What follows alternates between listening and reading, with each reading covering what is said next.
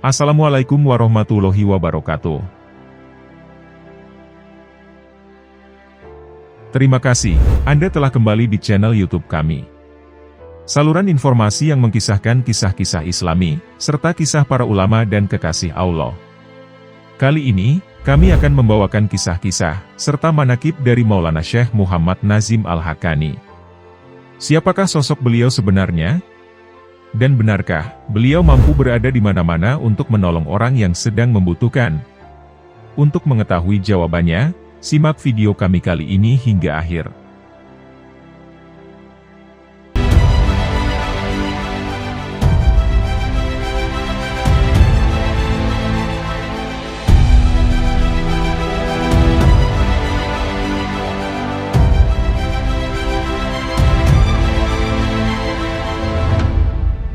Maulana Syekh Muhammad Nazim Al-Haqqani, atau sering juga dikenal sebagai Syekh Nazim.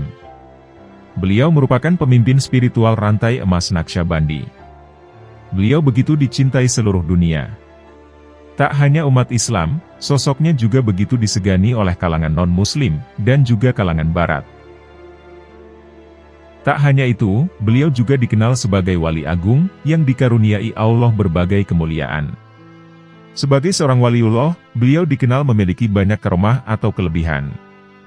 Berikut ini adalah kisah-kisah kesaksian tentang karomah yang dimiliki Syekh Muhammad Nazim Al-Haqqani. Berikut kisah selengkapnya.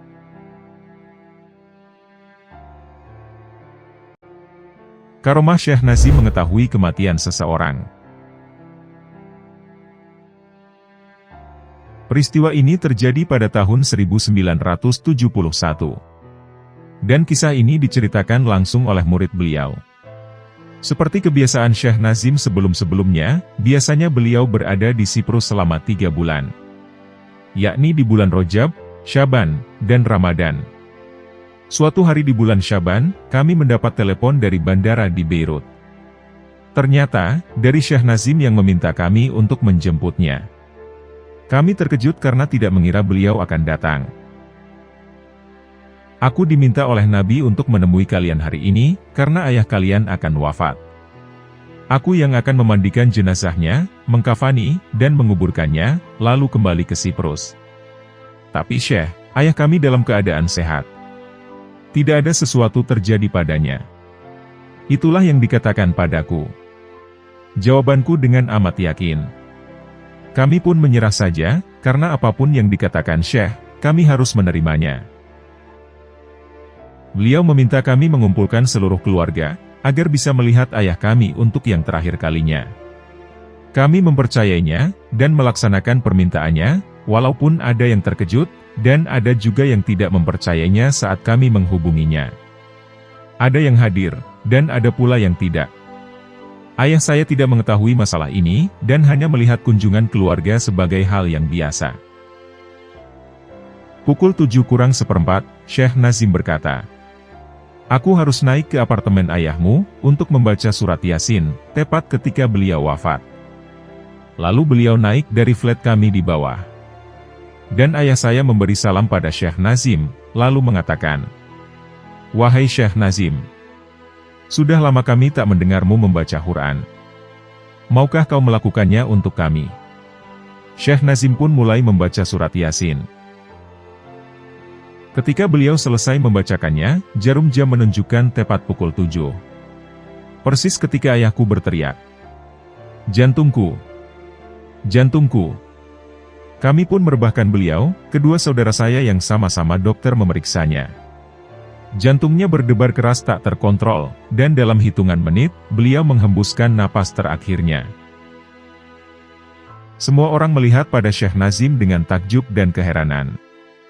Bagaimana beliau mengetahuinya? Wali macam apakah dia? Bagaimana bisa dari Siprus, beliau datang hanya untuk hal ini? Rahasia seperti apakah yang ada di dalam kalbunya? Rahasia yang disimpannya adalah berkat rahmat Allah Subhanahu wa Ta'ala pada beliau. Allah Subhanahu wa Ta'ala memberi wewenang untuk kekuatan dan ramalan, karena beliau memelihara keikhlasan, ketaatan, dan kesetiaan pada agama Allah. Beliau menjaga kewajiban dan ibadahnya. Beliau sangat menghormati Al-Quran. Beliau sama dengan seluruh aulia Naqsyabandi sebelumnya. Seperti halnya seluruh aulia tarekat lain dan para leluhurnya, Syekh Abdul Qadir Jailani, Jalaluddin Rumi, Muhyiddin bin Arabi. Dan mereka telah menaati tradisi-tradisi Islam selama 1400 tahun. Dengan cinta ilahi itu, beliau akan dianugerahi ilmu ilahiyah, kebijaksanaan, spiritualitas dan segala hal. Beliau akan menjadi orang yang mengetahui masa lalu, saat ini, dan masa depan. Kami merasa terperangkap di antara dua emosi. Pertama, karena tangis kesedihan kami atas wafatnya ayah kami. Dan yang kedua, bahagia atas apa yang dilakukan oleh guru kami pada almarhum ayah kami. Kedatangannya demi ayah kami pada akhir hayatnya, tidak akan pernah kami lupakan. Beliau memandikan jasad ayah dengan tangannya yang suci. Setelah semua tugas dijalankan, beliau kembali lagi ke Siprus, tanpa ditunda lagi. Berangkat haji tapi jasad beliau di Libanon. Kisah ini disampaikan oleh Syekh Hisham Kabbani. Suatu hari, Syekh Nazim mengunjungi Libanon selama 2 bulan pada musim haji. Gubernur kota Tripoli Libanon yang bernama Asar Adanya, dia merupakan pemimpin resmi sebuah kelompok haji. Dia menawari Syekh Nazim untuk pergi bersamanya menunaikan ibadah haji. Syekh Nazim berkata, "Aku tidak bisa pergi denganmu. Tetapi insya Allah, kita akan bertemu di sana." Sang gubernur tetap memaksa. "Jika engkau pergi, pergilah denganku. Jangan pergi dengan orang lain." Syekh Nazim menjawab, "Aku tidak tahu, apakah aku akan pergi, atau tidak." Ketika musim haji telah usai, dan gubernur telah kembali, beliau segera menuju ke rumah Syekh Nazim. Di hadapan sekitar 100 orang, kami mendengar beliau berkata, "Wahai Syekh Nazim, mengapa engkau pergi dengan orang lain, dan tidak bersama kami?" Kami pun menjawab, "Syekh Nazim tidak pergi haji. Beliau bersama kami di sini selama 2 bulan berkeliling Libanon." Gubernur berkata lagi, "Tidak. Kami melihat beliau pergi haji. Kami punya saksi-saksi. Waktu itu, aku sedang tawaf dan Syekh Nazim mendatangiku lalu mengatakan, 'Wahai Asyur, kau ternyata di sini.' Aku mengiyakan, dan kami melakukan tawaf bersama-sama. Beliau menginap di hotel kami di Mekah, dan menghabiskan siang hari bersama di tenda kami di Arafah. Beliau juga menginap bersamaku di Mina selama 3 hari. Lalu beliau mengatakan, 'Aku harus ke Madinah mengunjungi Nabi.'" Ucap sang gubernur ketika menceritakan. Setelah mendengarkan kesaksian sang gubernur, kami kemudian memandang Syekh Nazim yang menampakkan senyum khasnya, dan seakan-akan mengatakan, "Itulah kekuatan yang dianugerahkan Allah Subhanahu wa Ta'ala kepada para aulianya. Bila mereka berada di jalannya, meraih cintanya dan hadiratnya, Allah Subhanahu wa Ta'ala akan menganugerahi segala hal." Wahai Syekhku, keramat yang kau tunjukkan kepada kami adalah sangat luar biasa. Tidak pernah aku melihatnya sepanjang hidupku. Aku ini seorang politikus. Aku percaya pada akal dan logika. Kini aku harus mengakui bahwa engkau bukanlah orang biasa. Engkau mempunyai kekuatan yang istimewa. Sesuatu hal yang Allah sendiri anugerahkan kepadamu. Ucap sang gubernur. Gubernur itu mencium tangan Syekh Nazim, dan meminta baiat dalam tarekat Naqsyabandi. Setiap kali Syekh Nazim mengunjungi Libanon, gubernur dan Perdana Menteri Libanon akan hadir dalam majelis Syekh Nazim. Sampai saat ini, keluarga-keluarganya dan masyarakat Libanon menjadi pengikut setia Syekh Nazim.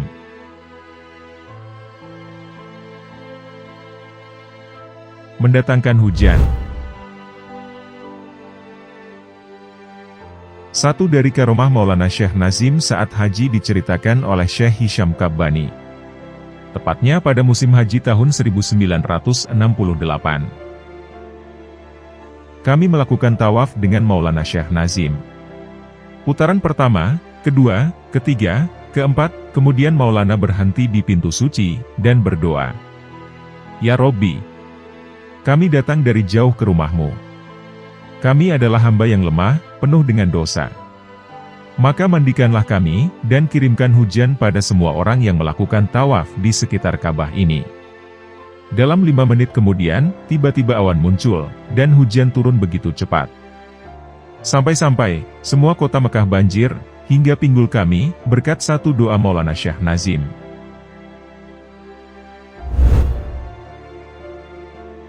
Dimudahkan mampu membeli masjid. Kisah ini diceritakan salah satu murid beliau yang bernama Syekh Imam Senat Agi. Ini adalah kisah tentang seorang hafiz yang lahir di Sarajevo, dan wafat juga di Sarajevo. Beliau wafat dalam usia 95 atau 96. Beliau mendedikasikan seluruh hidupnya untuk mengajar murid-murid, dan mengajarkan Quran. Setiap kali saya berjumpa dengan Maulana Syekh Nazim, beliau selalu menanyakan tentang sosok hafiz ini. Mereka saling mengenal satu sama lain. Dan ketika Maulana Syekh Nazim berkunjung ke Sarajevo, persis setelah perang, mungkin sekitar tahun 1996, beliau mencari hafiz ini, dan bertemu dengannya. Menurut Maulana Syekh Nazim, dan beliau menceritakan hal ini kepada saya, bahwa hafiz ini bernama Hafiz Khalid Effendi Hadzi Molik. Beliau adalah satu-satunya khatib, dan satu-satunya imam di Bosnia yang ditunjuk oleh Nabi, untuk memberikan khotbah atas nama beliau di seluruh Bosnia.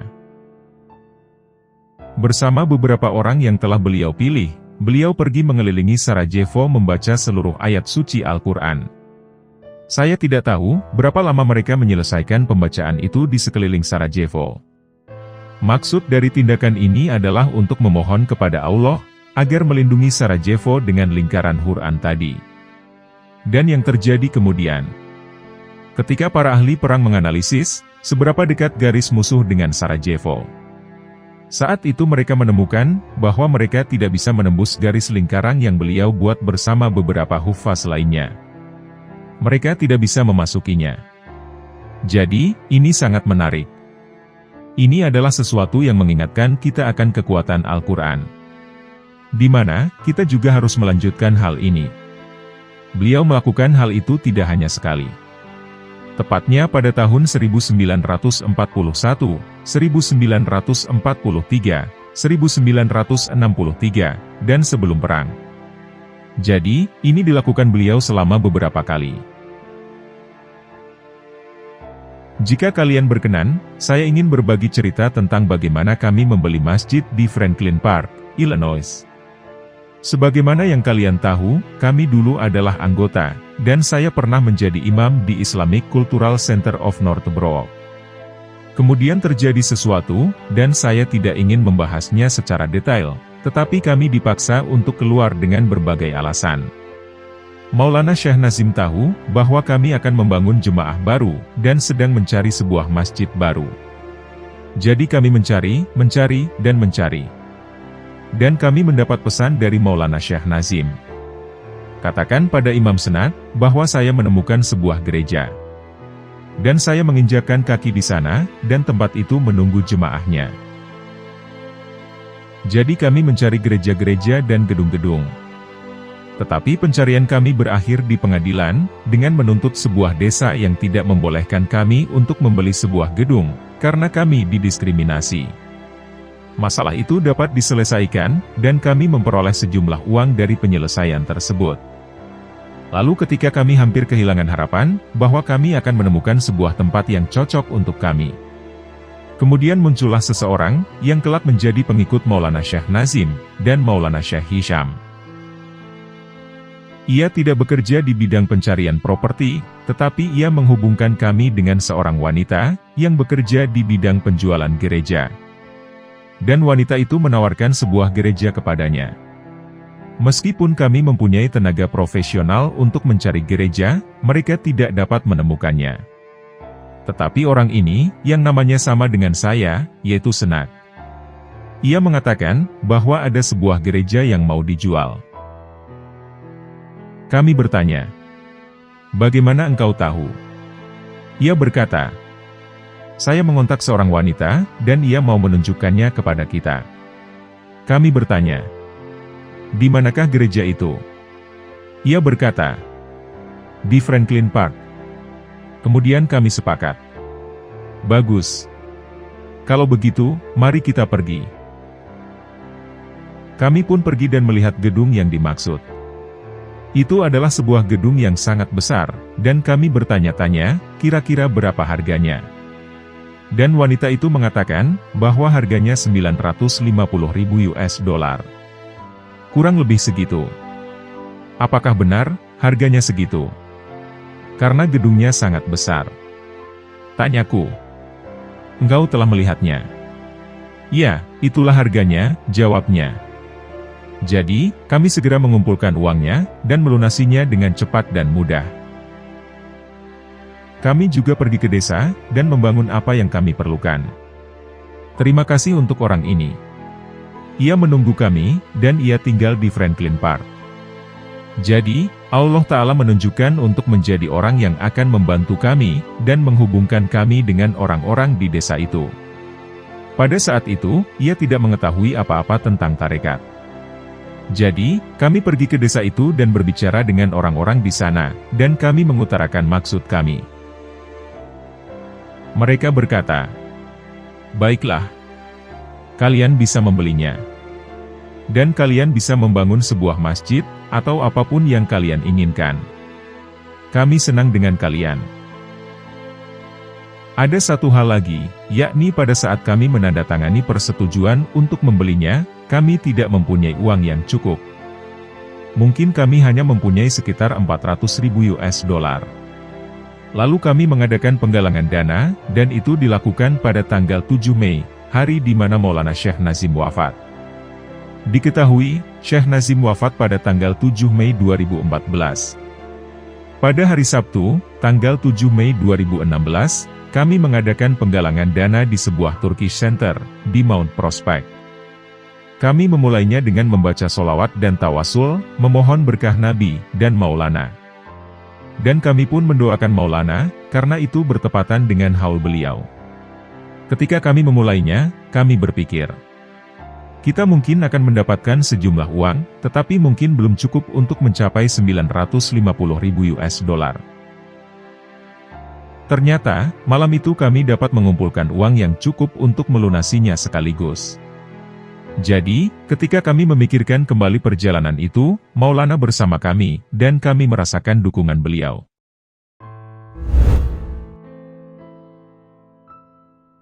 Menolong 33 penambang Chili yang terjebak. Pada September tahun 2010 lalu, perhatian masyarakat dunia tertuju pada 33 penambang di Chili yang terjebak di perut bumi. Mereka terkubur di kedalaman lebih dari 700 meter di bawah permukaan bumi.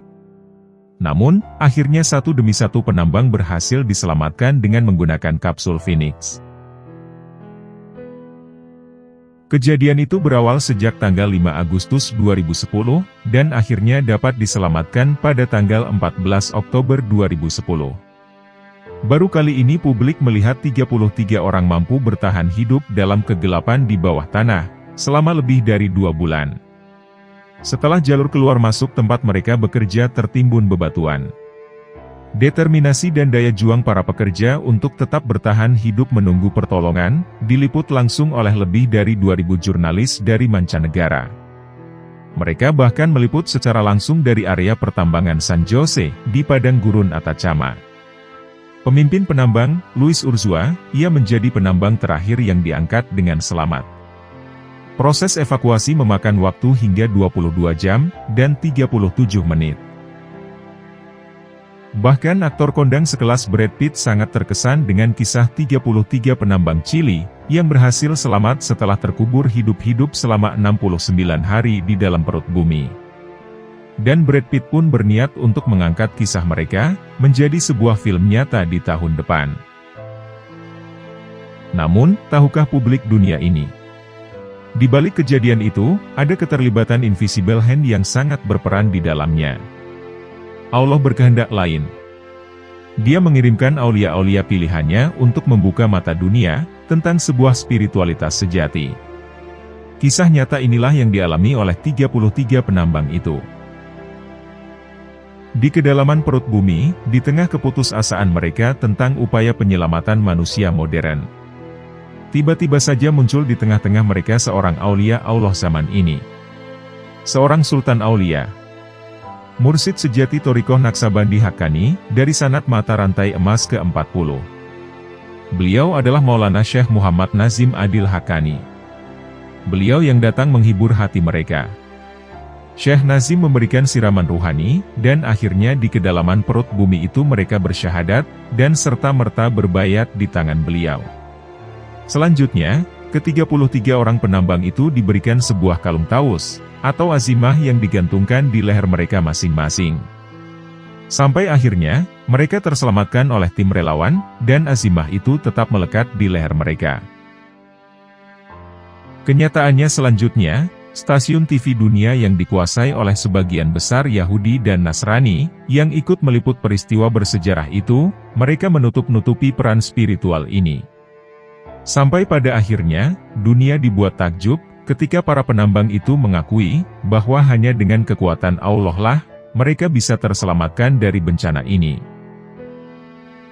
Para penambang itu tidak mengunjungi Dalai Lama, Paus Paulus, atau orang suci lainnya. Tapi mereka mengunjungi seorang tua renta di pulau terpencil, yang rumahnya jauh dari keramaian kota besar. Dan mereka bersimpuh di kaki Syekh Nazim. Ke-33 penambang itu kemudian mengutus 2 orang temannya untuk berkunjung, menemui Sultanul Aulia, Syekh Muhammad Nazim Adil Haqqani di pulau kecil Ciprus, di Turki. Untuk mengucapkan terima kasih atas peran spiritual beliau ketika berada di dalam perut bumi itu. Mereka disambut hangat oleh Syekh Nazim di kediamannya, di Lefke Ciprus dalam beberapa hari. Dan akhirnya, terjadilah dialog antara beliau dengan para penambang, dan 2 stasiun TV swasta. Berikut percakapan mereka saat diliput media televisi, Fox TV. Ketika itu, Maulana Syekh Nazim menyambut dengan hangat 2 penambang Chili. Yang pertama, Brother Omar Raigaldo, pemimpin dari kelompok penambang yang terperangkap di dalam lubang berkedalaman 700 meter. Dan kawannya yang bernama Dario. "Duduklah," kata Maulana sambil tertawa, saat menyambut mereka dengan penuh cinta. Maulana memulai percakapan dengan memuji nama Allah, dan berterima kasih kepadanya, untuk keajaiban yang indah ini. Para penambang telah bertahan selama 70 hari, terkubur 700 meter di bawah bumi, tanpa udara segar, dan hanya minum air tercemar untuk bertahan hidup. Dengan nyaris tanpa makanan, dengan udara yang menyesakkan gerah dan panas. Di dalam lubang yang gelap gulita, dan ditambah dengan udara yang mencekik. Semua 33 penambang berhasil keluar hidup-hidup. Masing-masing dari mereka muncul dengan memakai kalung tradisional Naqsabandi Tawiz, yang berbentuk segitiga hitam di leher mereka. Karena sebelumnya, Maulana Nazim telah mengirim kepada 33 buah tawiz, ketika mereka masih terjebak di dalam tanah. Maulana berdoa, bahwa setiap orang yang melihat akan mengakui keberadaan spiritualitas, dan keajaiban dari Allah, setelah menyaksikan acara ini, yang telah diliput luas oleh semua media dunia. Maulana mengungkapkan, bahwa ia telah diberitahu tentang kecelakaan di tambang itu.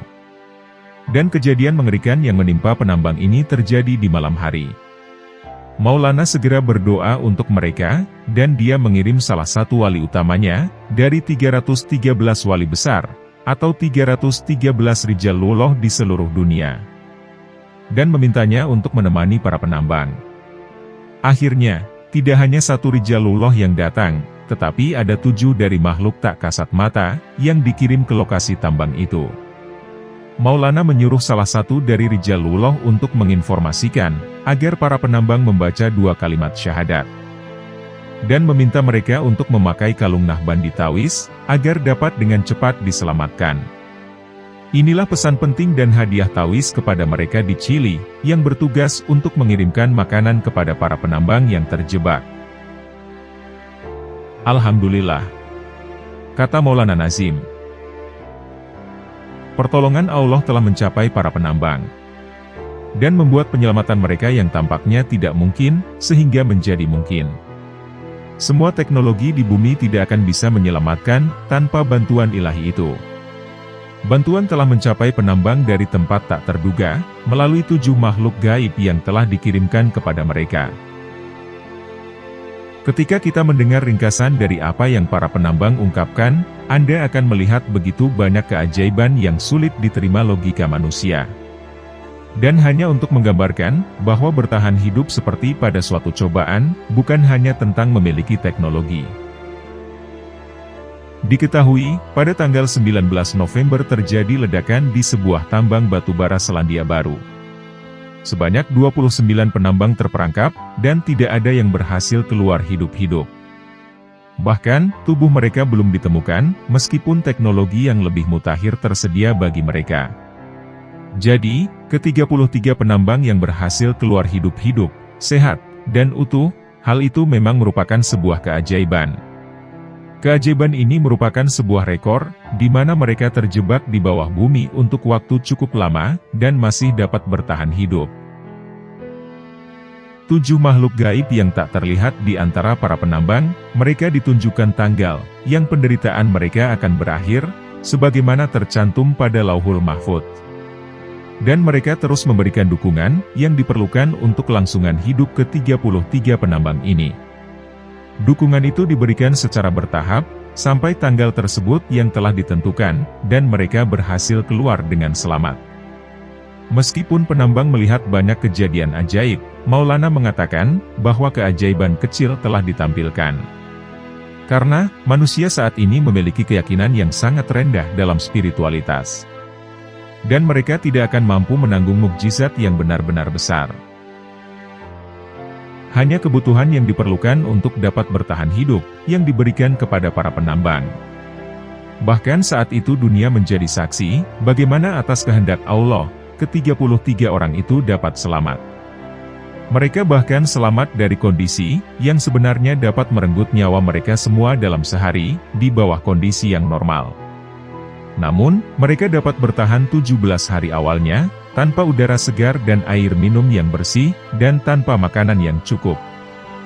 Dan pada akhirnya, mereka bahkan menghabiskan total 70 hari berada di bawah tanah, dan muncul dalam keadaan hidup. Maulana mengatakan, bahwa ia sangat senang bertemu 2 penambang yang datang dari Chili ini. Tanpa bantuan spiritual dan dukungan dari makhluk yang saleh dan tulus, yang dikirim untuk membantu mereka, maka mereka tidak akan pernah bisa berhasil keluar hidup-hidup. Bagi Allah tidak ada yang mustahil. Dan doa orang-orang saleh adalah merupakan perantarai atau wasilah, sehingga kejadian seperti ini dapat terjadi. Dengan mereka, para penambang datang ke sini, maka itu adalah sebuah pembukaan bagi rakyat Chili. Di mana, banyak dari mereka akan memeluk Islam dan mendalami spiritualitas setelah ini. Sementara, Amerika Utara, mereka dikuasai kehidupan yang materialis. Amerika Selatan akan berkembang menjadi sebuah negara yang sangat spiritual. Maulana berdoa bagi mereka, untuk mencapai era Imam Mahdi, dan Sayyidina Isa alaihi salam. Dan insya Allah, pada saat itu, banyak penduduk di Chili akan masuk Islam. Maulana kemudian memberi mereka masing-masing hadiah sebesar $500, atau sekitar 8 juta rupiah.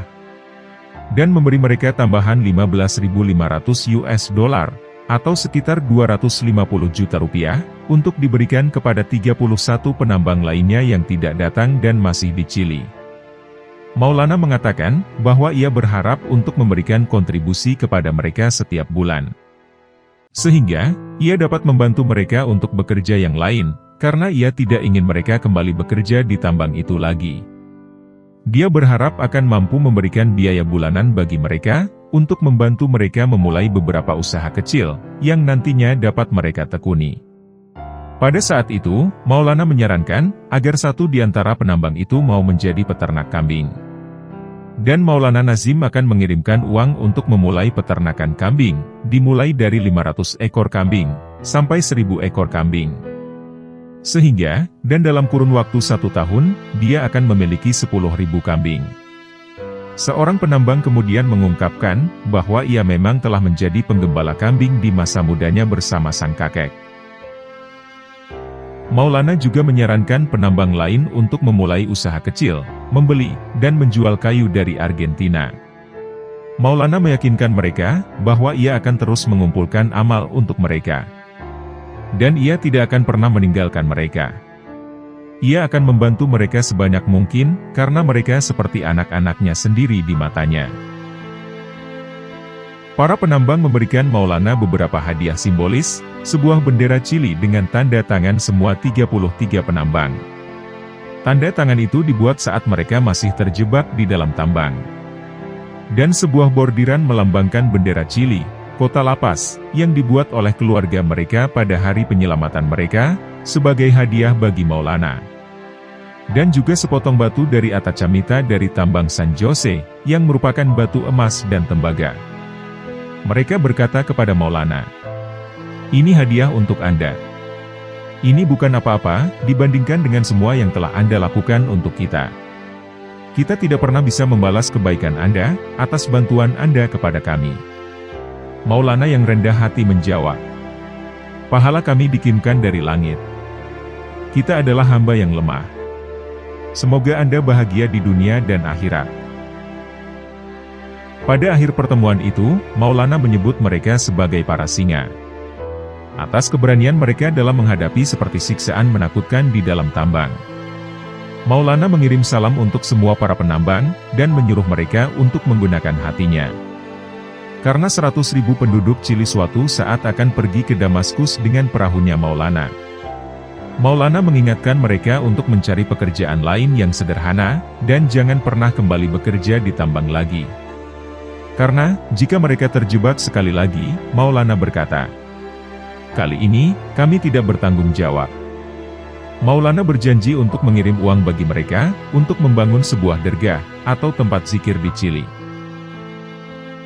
Salah seorang ibu-ibu dari Chili yang ikut menemani para penambang, ia memohon doa terakhir. "Anak saya hilang di laut, di bulan Mei tahun ini. Apakah kau akan melihatnya lagi?" Katanya dengan wajah yang sedih. Maulana berkata, "Ia akan datang, ketika Sayyidina Isa alaihi salam datang. Jangan khawatir," ucap Maulana sambil menghibur ibu yang berduka. Beliau kemudian memberikan bayat, dan memeluk dua penambang itu. Segera setelah pertemuan dengan Maulana, tim TV berbicara kepada dua penambang. Mereka meminta mengungkapkan bagaimana perasaan mereka tentang pertemuan dengan Maulana Syekh Nazim. Dan apa yang mereka alami ketika mereka mengambil bayat dengan dia. Brother Omar mengatakan bahwa selama bayat, dia merasa seolah-olah mabuk. Dan setelah bayat, ia merasa seolah-olah suatu beban besar telah terangkat dari dadanya. Penambang lainnya mengalami sensasi yang sama. Meskipun ia sebelumnya mengalami kesulitan tidur, setelah penderitaannya tersekap di dalam. Ia kagum, bahwa sejak tiba di Lefke, di tempat Maulana, ia bisa tidur nyenyak seperti bayi. Dia menemukan, bahwa tinggal di Lefke sangat damai, dan sangat tersentuh oleh begitu banyak waktu mereka bisa bersama Maulana Syekh Nazim. Dia telah melihat begitu banyak murid menunggu, hanya untuk bisa menghabiskan beberapa menit dengan Maulana. Namun, mereka diberi kesempatan ulang untuk bersama Maulana, makan malam dengan beliau, dan bahkan bepergian dengan beliau di mobil 2 kali.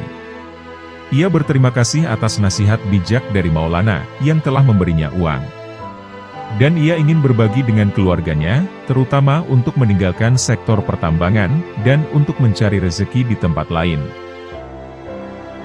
Ketika ditanya bagaimana ia memandang kecelakaan itu sekarang, dia mengatakan bahwa itu adalah ujian dan berkah bagi mereka.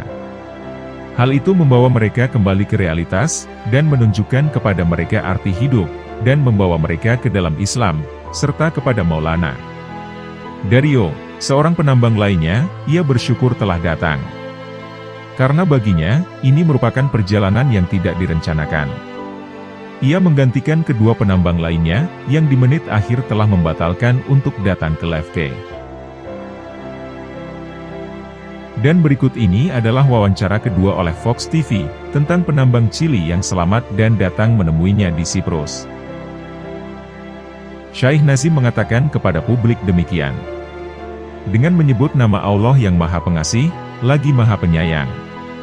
Assalamualaikum warahmatullahi wabarakatuh. Saya menyaksikan siaran penyelamatan penambang Chili malam terakhir di Discovery Channel. Dalam film dokumenter itu, mereka berusaha keras untuk menyingkirkan setiap peran spiritual atau pesan ilahi di balik insiden ini. Mereka menekankan tentang teknologi dan kecerdikan para insinyur. Karena mereka berhasil memecahkan masalah-masalah di lapangan dan kesulitan yang menerjang untuk bisa menyelamatkan para penambang. Tak ada satu kata pun yang disebutkan tentang keajaiban apa yang ditemui oleh para penambang. Apa yang mereka alami atau mereka lihat, bahkan adegan setiap penambang yang muncul dari kapsul dengan mengenakan tawis yang diberikan oleh Maulana Syekh Nazim.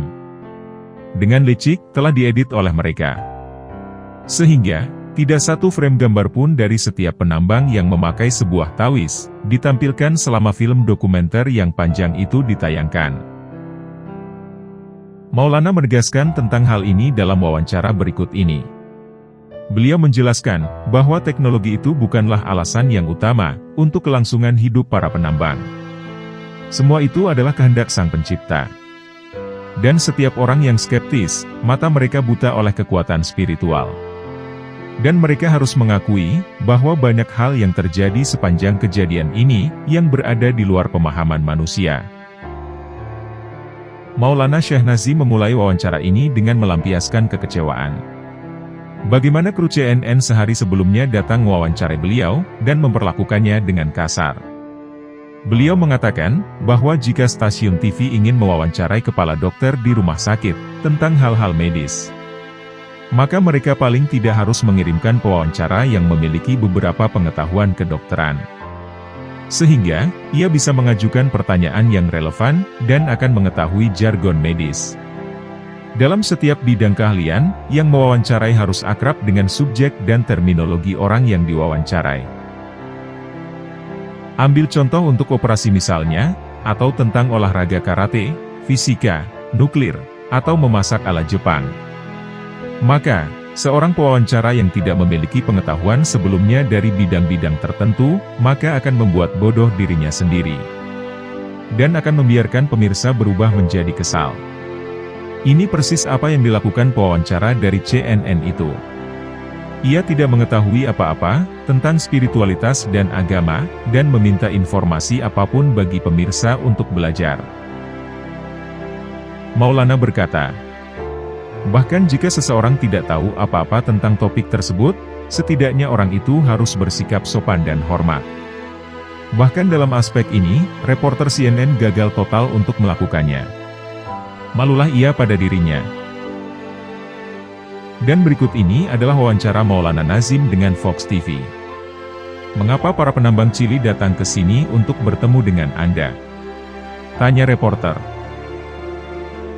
Memang tidak mudah menjelaskan hal-hal rohani, karena salah satu kebutuhan untuk memahaminya harus memiliki iman, untuk memahami hal-hal tersebut. Mungkin beberapa dari mereka telah melihat saya berada di dalam tambang itu. Sementara, yang lain mungkin bermimpi bertemu dengan saya. Bahkan jika saya harus memberitahu Anda, bahwa saya memang telah berada di tambang sejak hari pertama kecelakaan itu terjadi, apakah Anda percaya? Apakah pendengar percaya pada saya? Ini adalah kehendak Allah. Jadi, bagaimana bisa orang yang mengatakan, itu tidak mungkin? Orang-orang abad ke-21 ini, mereka kebanyakan tidak beriman, dan mereka menolak spiritualitas. Namun, mereka tidak bisa menjelaskan, bagaimana saya datang, dan melakukan kontak dengan para penambang di bawah permukaan bumi. Dari sudut pandang filsafat material, hal itu tidak dapat dijelaskan atau dipahami. Dunia memiliki mata yang terlatih, untuk melihat bencana ini. Di mana-mana, orang melihat dan menunggu. Di sebuah lubang yang sempit sekitar 25 meter persegi. Di sebuah lubang terpencil di perut bumi, yang tidak layak untuk menunjang kehidupan manusia, mereka bertahan selama 70 hari. Bagaimana hal ini bisa terjadi? Mereka tidak punya udara segar, dan tidak ada saluran untuk udara, namun mereka merasakan ada hembusan udara yang mencapai mereka, di setiap saat mereka berputus asa. Setiap kali mereka merasa bahwa mereka tercekik pernapasannya, tiba-tiba selalu ada hembusan udara segar. Bagaimana, dan apakah yang terjadi? Mereka seharusnya mati kelaparan dan kehausan. Mereka telah terkontaminasi air industri, air dan udara yang tidak layak, bahkan untuk mencuci kulit mereka. Akan tetapi, mereka meminumnya selama 17 hari, tanpa ada yang jatuh sakit. Bahkan para ahli melarang air tersebut, dan jangan sampai terkena kulit. Mereka memiliki sedikit makanan. Awalnya hanya 2 sendok tuna setiap 24 jam. Kemudian berubah menjadi 2 sendok tuna untuk 2 hari. Hingga berubah menjadi 2 sendok tuna untuk 3 hari. Namun, semua orang merasa disegarkan dan merasa kenyang dengan jumlah makanan yang sedikit. Bagaimana itu bisa terjadi, jika tidak ada bantuan ilahiyah turun kepada mereka? Para penambang itu menceritakan sebuah cerita, bahwa ada 3 pendaki gunung yang mendaki gunung, dan kemudian terperangkap di puncak gunung. Mereka kelaparan dan kehausan, mereka memakan mayat seorang pendaki untuk bertahan hidup. Ini adalah pendaki di medan terbuka, terjebak untuk waktu yang singkat, namun mereka melakukan tindakan seperti itu, untuk bertahan hidup. Jadi, bagaimana dengan ke-33 orang kelaparan? Pada satu titik, dan hanya makan 2 sendok ikan tuna setiap 72 jam. Mengapa mereka tidak merenungkan untuk saling membunuh, untuk bertahan hidup? Sementara, mereka berada di sebuah ruang yang menyesakkan napas mereka, dan tertutup selama 70 hari. Hal apakah yang membuat mereka bahagia, merasa puas, kenyang, dan damai? Apakah teknologi? Saya pikir tidak. Tanpa bantuan sesuatu kekuatan yang tak terlihat, yang telah Dia kirim, maka para penambang akan lama menyerang satu sama lain. Dan mereka akan makan satu sama lain dalam rasa lapar yang tak tertahankan oleh mereka. Bahkan sampai tulang-tulang yang mati, tidak akan dapat kalian temukan. Dalam panas ruang sempit yang mengerikan dan juga bau busuk, orang-orang itu dapat tidur nyenyak. Dan kemudian mengatakan, bahwa mereka bangun setiap hari. Anehnya, mereka penuh energi, dan tetap bersemangat, segar, dan termotivasi. Bagaimana hal itu bisa terjadi? Apakah ini karena teknologi? Para penambang telah mengalami begitu banyak kejadian aneh, dan insiden yang tidak dapat mereka jelaskan. Namun, dunia ini penuh dengan orang-orang yang akan menutup mata, dan menyisihkan semua keajaiban sebagai kebetulan. Orang-orang tidak memiliki iman dalam spiritualitas, mereka tidak memiliki iman dengan Tuhan. Ini adalah Dia, Sang Maha Pencipta orang-orang ini, yang ingin mereka terus hidup. Dan semua itu dengan kehendak dan izinnya, bahwa mereka berhasil keluar dengan selamat. Inilah sebuah keajaiban, ini adalah pesan dari Tuhan untuk semua manusia, untuk membuat mereka percaya. Atau jika mereka tidak percaya Tuhan, maka mereka termasuk orang-orang kafir. Siapapun yang menolak spiritualitas, maka level mereka berada di bawah tingkat hewan. Hari ini, alhamdulillah, para penambang ini percaya spiritualitas. Mereka percaya pada Allah Subhanahu wa Ta'ala. Merekalah yang datang kepada saya. Mereka datang karena mereka telah melihat saya berada di dalam tambang itu. Mereka melihat. Mereka ingin bertemu dengan guru spiritual yang telah menemani mereka, melalui segala penderitaan mereka selama terjebak di dalam tambang. Mereka ingin melihat spiritual power yang telah mereka lihat. Tak satu pun dari penambang itu yang pergi ke Tibet, untuk memenuhi Dalai Lama. Tidak ada juga yang pergi ke Paus. Tidak ada pergi ke pendeta Kristen, atau Rabi Yahudi. Atau ke pusat spiritual lainnya, untuk masalah ini. Mereka malah datang ke sini. Ke Pulau Siprus yang terpencil, dan yang dilupakan banyak orang. Di mana ada seorang pria tua yang lemah dan tidak dikenal, yang tinggal di sini. Hanya karena keinginannya, bahwa apa yang terjadi di tambang itu terjadi. Dan dialah yang ingin mereka hidup. Dialah yang membiarkan mereka hidup. Orang bebas untuk menerima hal ini, atau menolaknya. Allah telah mengirim mereka para penambang ini untuk ke sini. Kepada seseorang yang diberi kewenangan, yang diberi kekuatan ilahi untuk pergi kemanapun di muka bumi ini, menurut kehendaknya. Orang tersebut diberi kekuatan material dan kekuatan spiritual, ia bisa menyelesaikan misi apapun. Mereka adalah sahabat Allah, orang-orang suci. Dan jika seseorang adalah orang suci, atau para wali, mereka adalah seseorang yang memiliki koneksi dengan dunia spiritual. Seperti seseorang diberkati dengan material dan kekuatan spiritual, maka dalam sekejap mata, ia bisa mencapai Chili, Australia, atau Kutub Selatan. Dengan izinnya, seseorang hamba yang lemah dapat pergi kemana saja. Ia bahkan dapat berjalan di atas air, seperti layaknya Nabi Isa alaihissalam. Orang-orang ini telah menolaknya. Menolak Tuhannya sendiri, yang telah menciptakan dia. Orang seperti itu tidak pernah bisa mengerti apa-apa tentang hal-hal seperti itu. Orang-orang seperti berada di tingkat binatang, dan mereka selalu berpikir bahwa mereka adalah sesuatu. Orang-orang hari ini menolak gagasan bahwa mereka lemah. Jika memang Anda kuat, mengapa Anda harus mati? Dan mengapa Anda tidak hidup selamanya? Dengarlah. Mereka, semua penambang itu akan meninggal pada hari pertama, jika tidak ada dukungan surgawi bagi mereka. Ada keajaiban terjadi di sana. Para penambang itu dikirimkan tawis oleh saya, dan mereka diperintahkan untuk membaca 2 kalimat syahadat. Sehingga, akhirnya mereka bisa diselamatkan.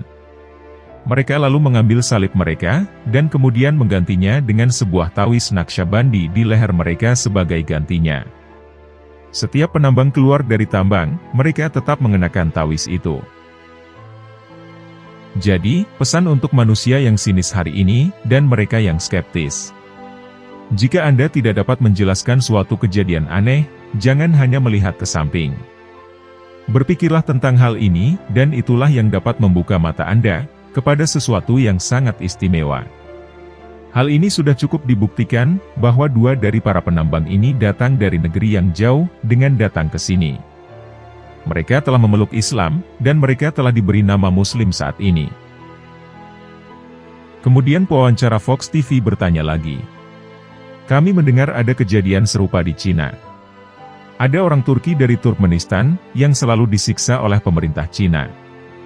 Setiap kali mereka disetrum, maka tiba-tiba listrik padam di tempat itu. Dan orang ini akan melihat Anda, Syekh Nazim. Kami mendengar ia datang ke sini untuk bertemu Anda, juga setelah ia berhasil melarikan diri dari penjara Cina itu. Maulana Nazim berkata, "Iya benar. Dia datang ke sini, dan dia masih di sini, di zawiyah bawah. Anda mungkin dapat juga mewawancarainya, jika itu yang Anda inginkan." Pewawancara bertanya lagi. Jadi, banyak yang datang menemui Anda, Syekh Nazim Effendi. Maulana Nazim menjawab, mereka yang bisa datang, akan datang. Dan bagi mereka yang tidak bisa datang, karena kemiskinan, kesehatan, atau dalam penganiayaan, maka saya yang akan menjangkau mereka, dimanapun mereka berada. Pewawancara bertanya lagi. Ketika para penambang datang untuk mengunjungi Anda, hal apakah yang mereka lakukan, dan apa yang terjadi? Maulana Nazim menjawab, mereka mencium tangan saya. Mereka duduk di depan saya, dan mereka menangis. Dan saya berkata, wahai dia yang tidak bisa dikalahkan. Engkau telah mengirimkan 2 penambang di sini, untuk mengajarkan seluruh dunia tentang spiritualitas, dan keimanan, serta takdirmu. Wahai orang yang tak memiliki iman, kalian harus datang untuk percaya. Seluruh kejadian ini dirancang untuk menghancurkan orang-orang kafir dan ateis. Ketergantungan mereka pada dunia materialistik, dan dunia teknologi.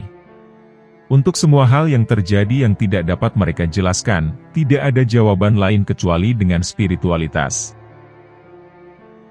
Semua orang yang berdiri di atas ketidakpercayaan, tidak memiliki dasar dalam kehidupan.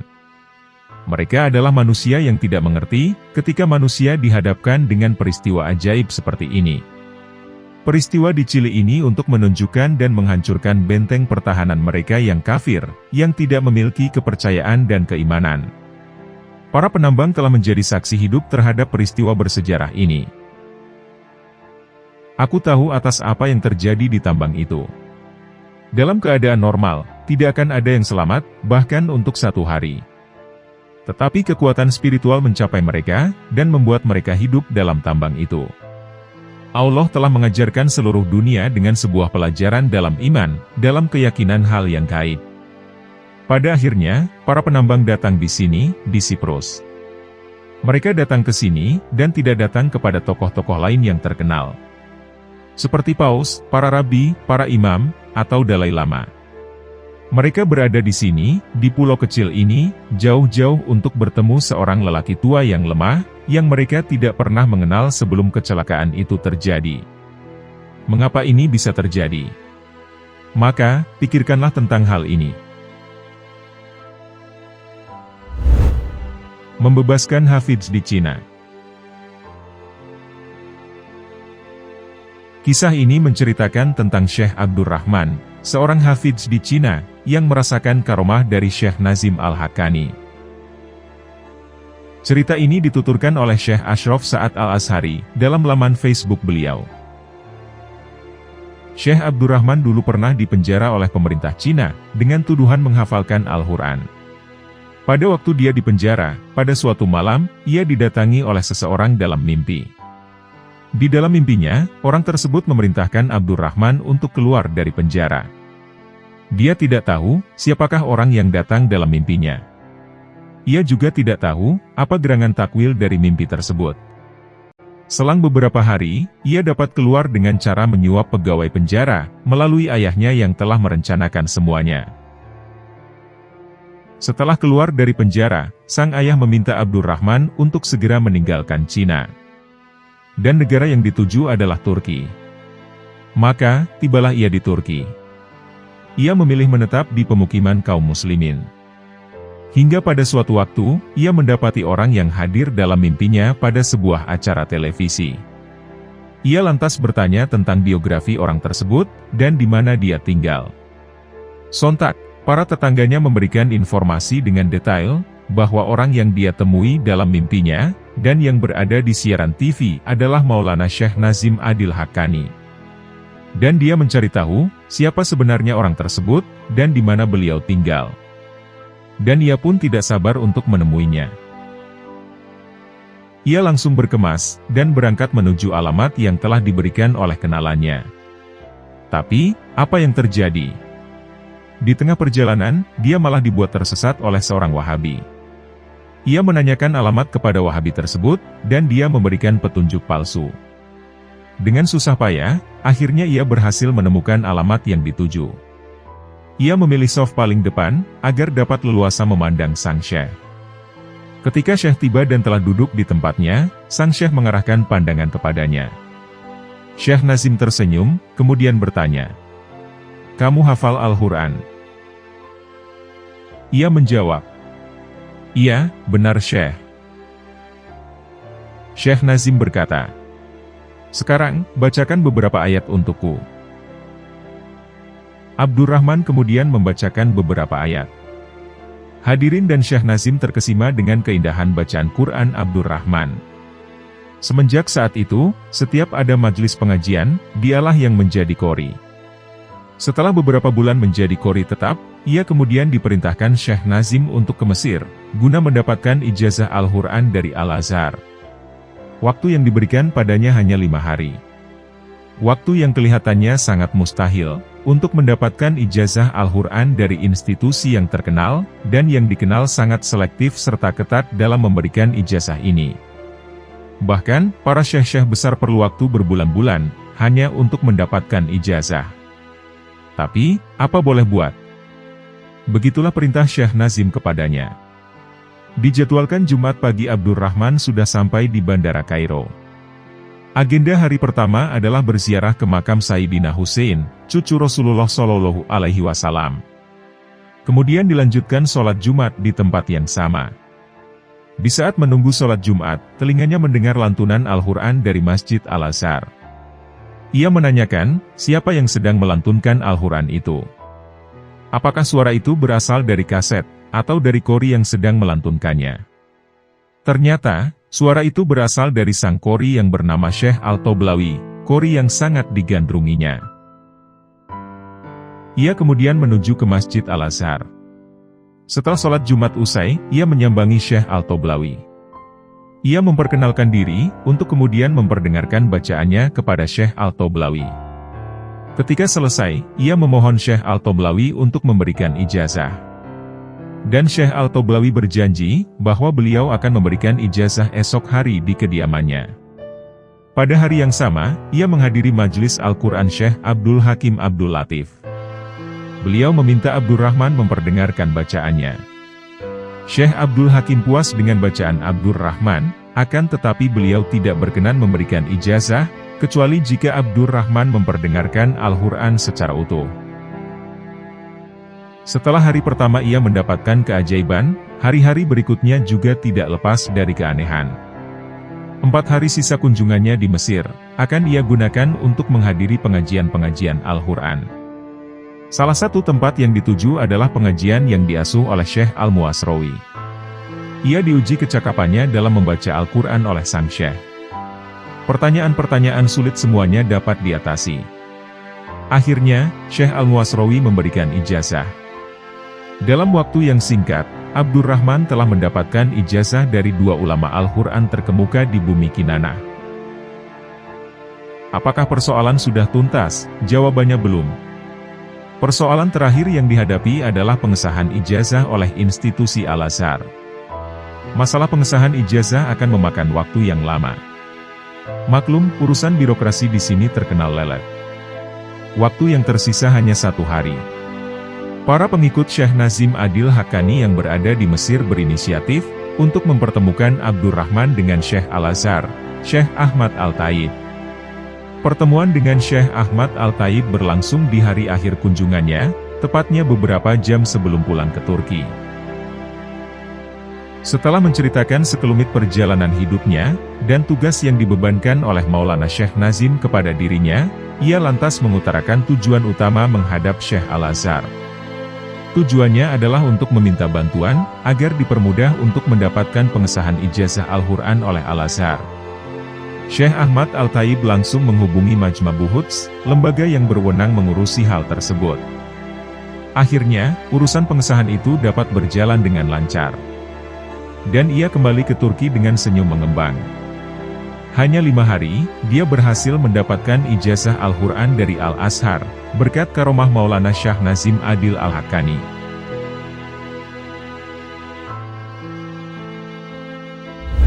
Manaqib Syekh Muhammad Nazim Adil Al-Haqqani.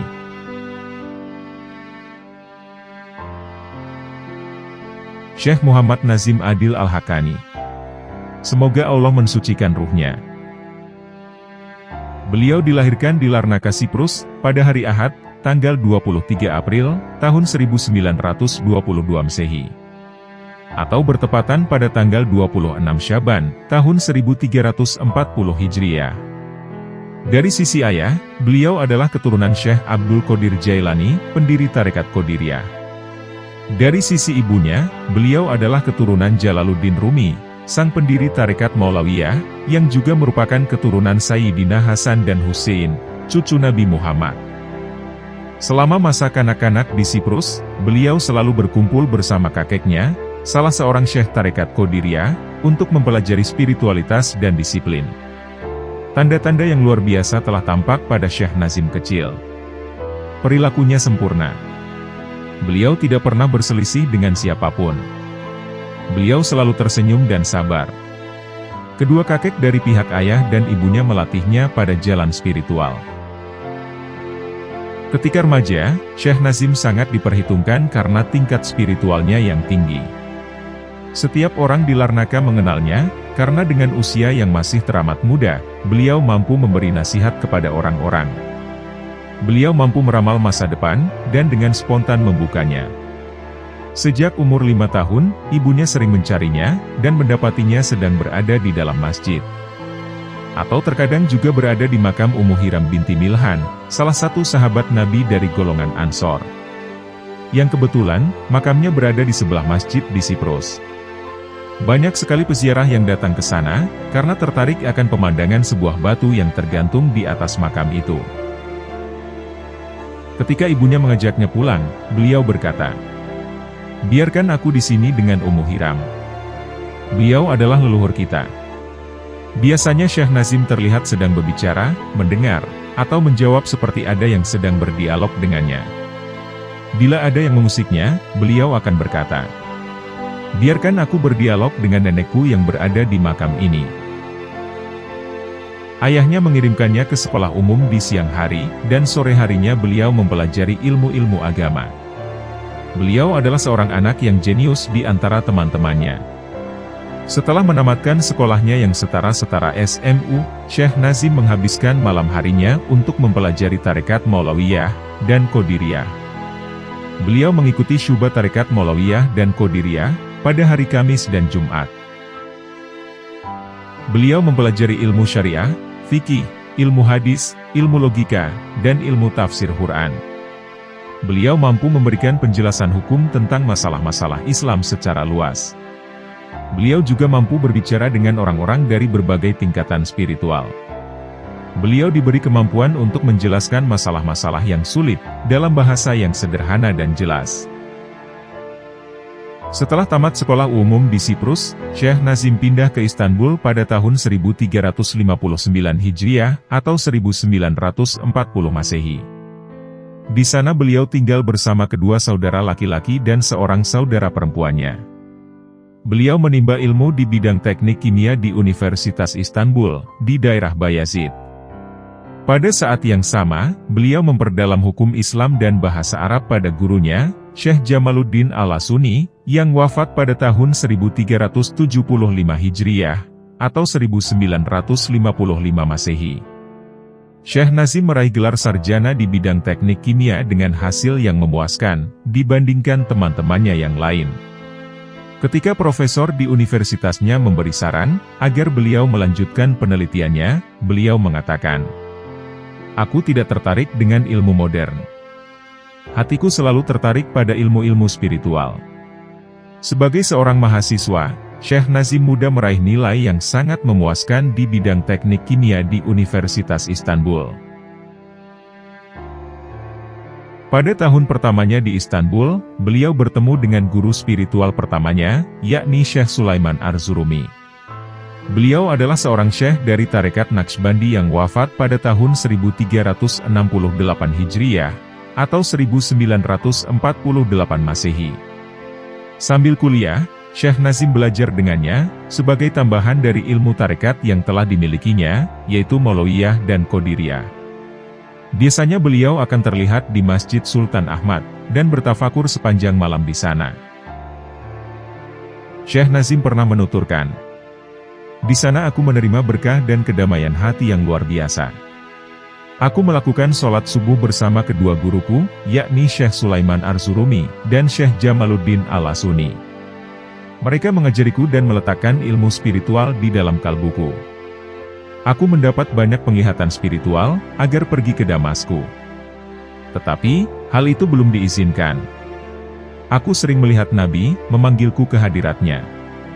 Ada keinginan yang mendalam, agar aku meninggalkan segalanya, dan pindah ke kota suci Nabi. Suatu hari, ketika keinginan hati ini semakin kuat, aku diberi penglihatan itu. Guruku, Syekh Sulaiman Arzurumi datang dan menepuk pundakku, seraya mengatakan, 'Sekarang izin sudah turun. Rahasia-rahasia, amanat, dan ajaran spiritualmu bukan berada padaku. Aku menahanmu, karena amanat sampai engkau siap bertemu dengan guru sejatimu yang juga guruku sendiri, yaitu Syekh Abdullah Ad-Dagestani. Beliau adalah pemegang kunci-kuncimu. Temuilah beliau di Damaskus. Izin yang kuberikan ini berasal dari Nabi.' Syekh Sulaiman Arzurumi adalah salah satu dari 313 aulia tarekat Naqsbandi, yang merepresentasikan 313 Rasul. Penglihatan itu pun berakhir. Aku pun mencari guruku, untuk menceritakan pengalaman itu. 2 jam kemudian, aku melihat Syekh menuju masjid, dan aku berlari menghampirinya. Beliau membuka kedua tangannya dan berkata, 'Wahai anakku, apakah kau bahagia dengan penglihatan itu?' Aku sadar, bahwa beliau juga telah mengetahui semuanya. 'Jangan tunda lagi, segeralah berangkat ke Damaskus.' Beliau bahkan tidak memberiku alamat atau informasi lainnya, kecuali sebuah nama, yakni Syekh Abdullah Ad-Dagestani di Damaskus. Dari Istanbul ke Aleppo aku naik kereta. Selama di perjalanan, aku pergi dari satu masjid ke masjid lainnya untuk sholat, berkumpul dengan para ulama, dan menghabiskan waktu untuk beribadah dan bertafakur. Kemudian aku menuju Hama, kota kuno mirip Aleppo. Aku berusaha untuk langsung menuju Damaskus, namun mustahil. Perancis yang saat itu menduduki Damaskus sedang mempersiapkan diri dari serangan Inggris. Jadi, aku pergi ke Homs, di mana terdapat makam Khalid bin Walid, sahabat Nabi yang ada di sana. Ketika aku masuk ke dalam masjid untuk sholat, seorang pelayan mendatangiku dan berkata, "Aku bermimpi tadi malam, Nabi mendatangiku. Beliau mengatakan, salah satu cucuku akan datang esok hari. Jagalah dia demi aku." Beliau memberi petunjuk bagaimana ciri-ciri cucunya yang sekarang aku lihat semua tanda-tandanya pada dirimu. Beliau memberiku sebuah kamar di dalam masjid itu. Aku tinggal selama setahun di sana. Aku tidak pernah keluar, kecuali untuk sholat dan duduk ditemani oleh dua ulama Homs yang mumpuni. Mereka mengajar bacaan Al-Quran, tafsir, fikih dan tradisi-tradisi Islam. Mereka adalah Syekh Muhammad Ali Uyun Asud dan Syekh Abdul Aziz Uyun Asud. Di sana, aku juga mengikuti pelajaran-pelajaran dari dua orang Syekh Naqshbandi, yaitu Syekh Abdul Jalil Murad dan Syekh Said As-Subai. Hatiku semakin menggebu untuk segera tiba di Damaskus, namun karena perang masih berkecamuk, maka kuputuskan untuk menuju Tripoli di Lebanon. Dari sana menuju Beirut, lalu ke Damaskus lewat jalur yang lebih aman. Pada tahun 1364 Hijriah, atau bertepatan pada tahun 1944 Masehi, Syekh Nazim pergi ke Tripoli dengan bus. Bus ini membawanya sampai ke pelabuhan yang masih asing, dan tak seorang pun di sana yang dikenalinya. Ketika beliau sedang berjalan mengelilingi pelabuhan, beliau melihat seseorang yang datang dari arah berlawanan. Orang itu adalah mufti Tripoli yang bernama Syekh Munir Al-Malik. Beliau juga merupakan syekh atas semua tarekat sufi di kota itu. Beliau bertanya, "Apakah engkau Syekh Nazim?" "Aku bermimpi, di mana Nabi mengatakan, salah satu cucuku tiba di Tripoli. Beliau menunjukkan gambaran mengenai sosokmu, dan menyuruhku mencarimu di daerah ini. Nabi menyuruhku untuk menjagamu." Syekh Nazim pernah menuturkan hal ini. "Aku tinggal dengan Syekh Munir Al-Malik selama sebulan. Beliau mengatur perjalananku menuju Homs, dan kemudian dilanjutkan ke Damaskus. Aku tiba di Damaskus pada hari Jumat tahun 1365 Hijriah, atau bertepatan pada awal tahun 1945 Masehi. Aku tahu bahwa Syekh Abdullah Ad-Dagestani tinggal di wilayah Hay Al-Maidan, dekat dengan makam Bilal Al-Habashi, dan banyak keturunan dari keluarga Nabi. Sebuah daerah kuno yang penuh dengan monumen-monumen bersejarah. Aku pun tidak tahu, yang manakah rumah Syekh Abdullah. Sebuah penglihatan datang, ketika aku berdiri di pinggir jalan. Syekh keluar dari rumahnya, dan memanggilku untuk masuk. Penglihatan itu segera lenyap, dan aku tetap tidak melihat seorang pun di jalan. Keadaan tampak senyap akibat invasi Perancis dan Inggris. Penduduk ketakutan dan bersembunyi di dalam rumah masing-masing. Aku sendirian, dan mulai bertafakur di dalam hati untuk mengetahui, yang mana rumah Syekh Abdullah. Sekilas gambaran itu muncul, sebuah rumah dengan sebuah pintu yang khas. Aku berusaha mencari, sampai akhirnya aku menemukannya. Ketika akan kuketuk, Syekh membuka pintu rumah dan menyambutku. "Selamat datang anakku, Nazim Effendi." Penampilannya yang tidak biasa segera menarik hatiku. Tidak pernah aku bertemu dengan Syekh yang seperti itu sebelumnya. Cahaya terpancar dari wajah dan keningnya. Kehangatan yang berasal dari dalam hatinya, dan dari senyuman di wajahnya. Beliau mengajakku ke lantai atas dengan menaiki tangga di dalam kamarnya, dan berkata, "Kami sudah menunggumu." Di dalam hati, aku sangat bahagia bersamanya, namun masih ada keinginan untuk mengunjungi kota Nabi. Aku bertanya kepadanya, apa yang harus kulakukan?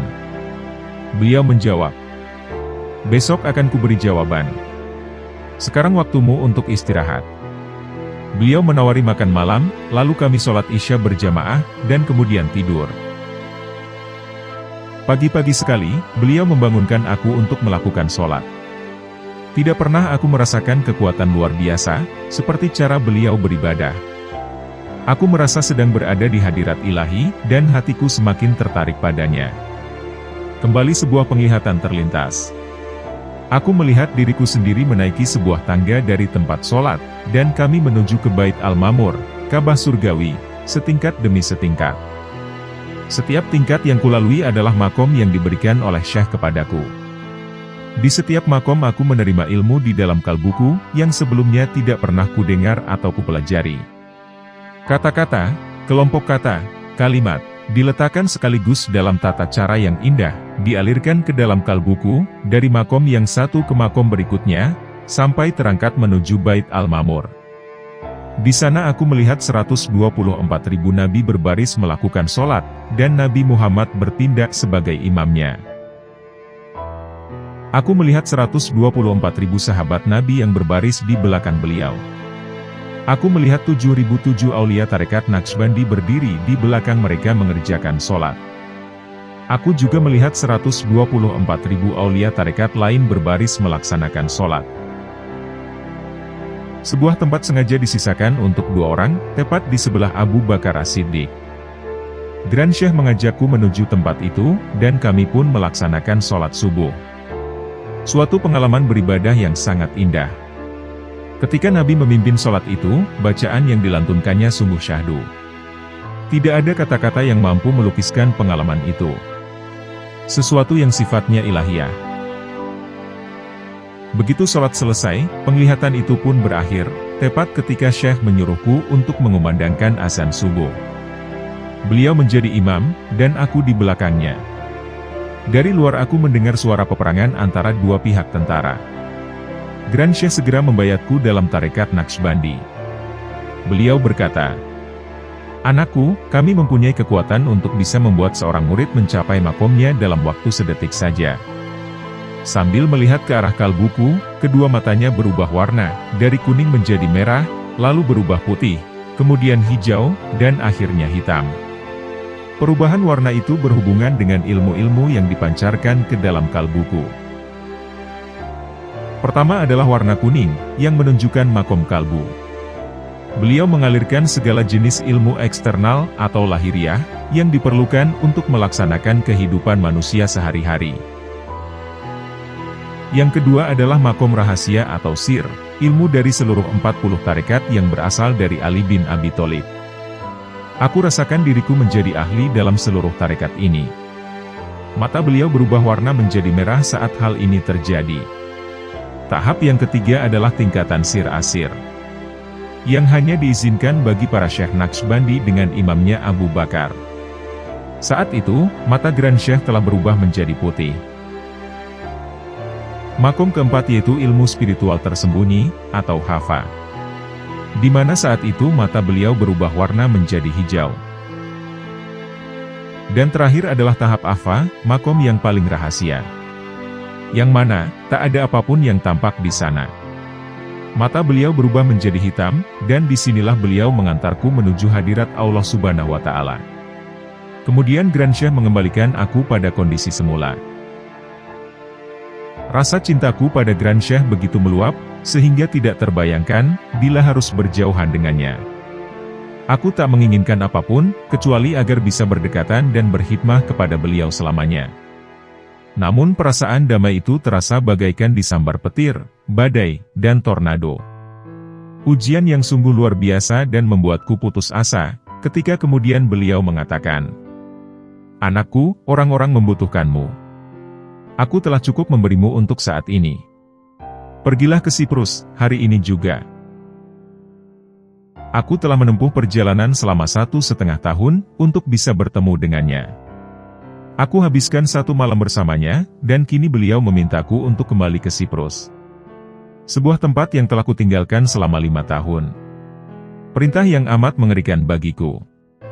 Namun dalam tarekat sufi, seorang murid harus menyerah pada kehendak syekhnya. Setelah mencium tangan dan kaki beliau, sambil meminta izin, aku mencoba menemukan jalan menuju Siprus. Perang Dunia Kedua akan segera berakhir, dan sama sekali tidak ada sarana transportasi. Ketika aku sedang memikirkan jalan keluarnya, seseorang menghampiriku. "Syekh, kau butuh tumpangan?" "Ya benar." "Kemanakah tujuanmu?" Aku balik bertanya. "Ke Tripoli," jawabnya. Kemudian setelah 2 hari perjalanan dengan truknya, kami pun sampai di Tripoli. "Antarkan aku sampai pelabuhan," kataku. "Untuk apa?" tanyanya. "Agar bisa naik kapal ke Siprus," jawabku.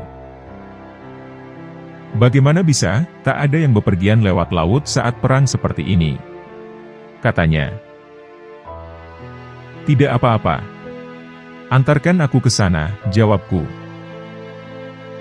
Ketika ia menurunkan aku di pelabuhan, aku kembali terkejut ketika Syekh Munir Al-Malek menghampiriku.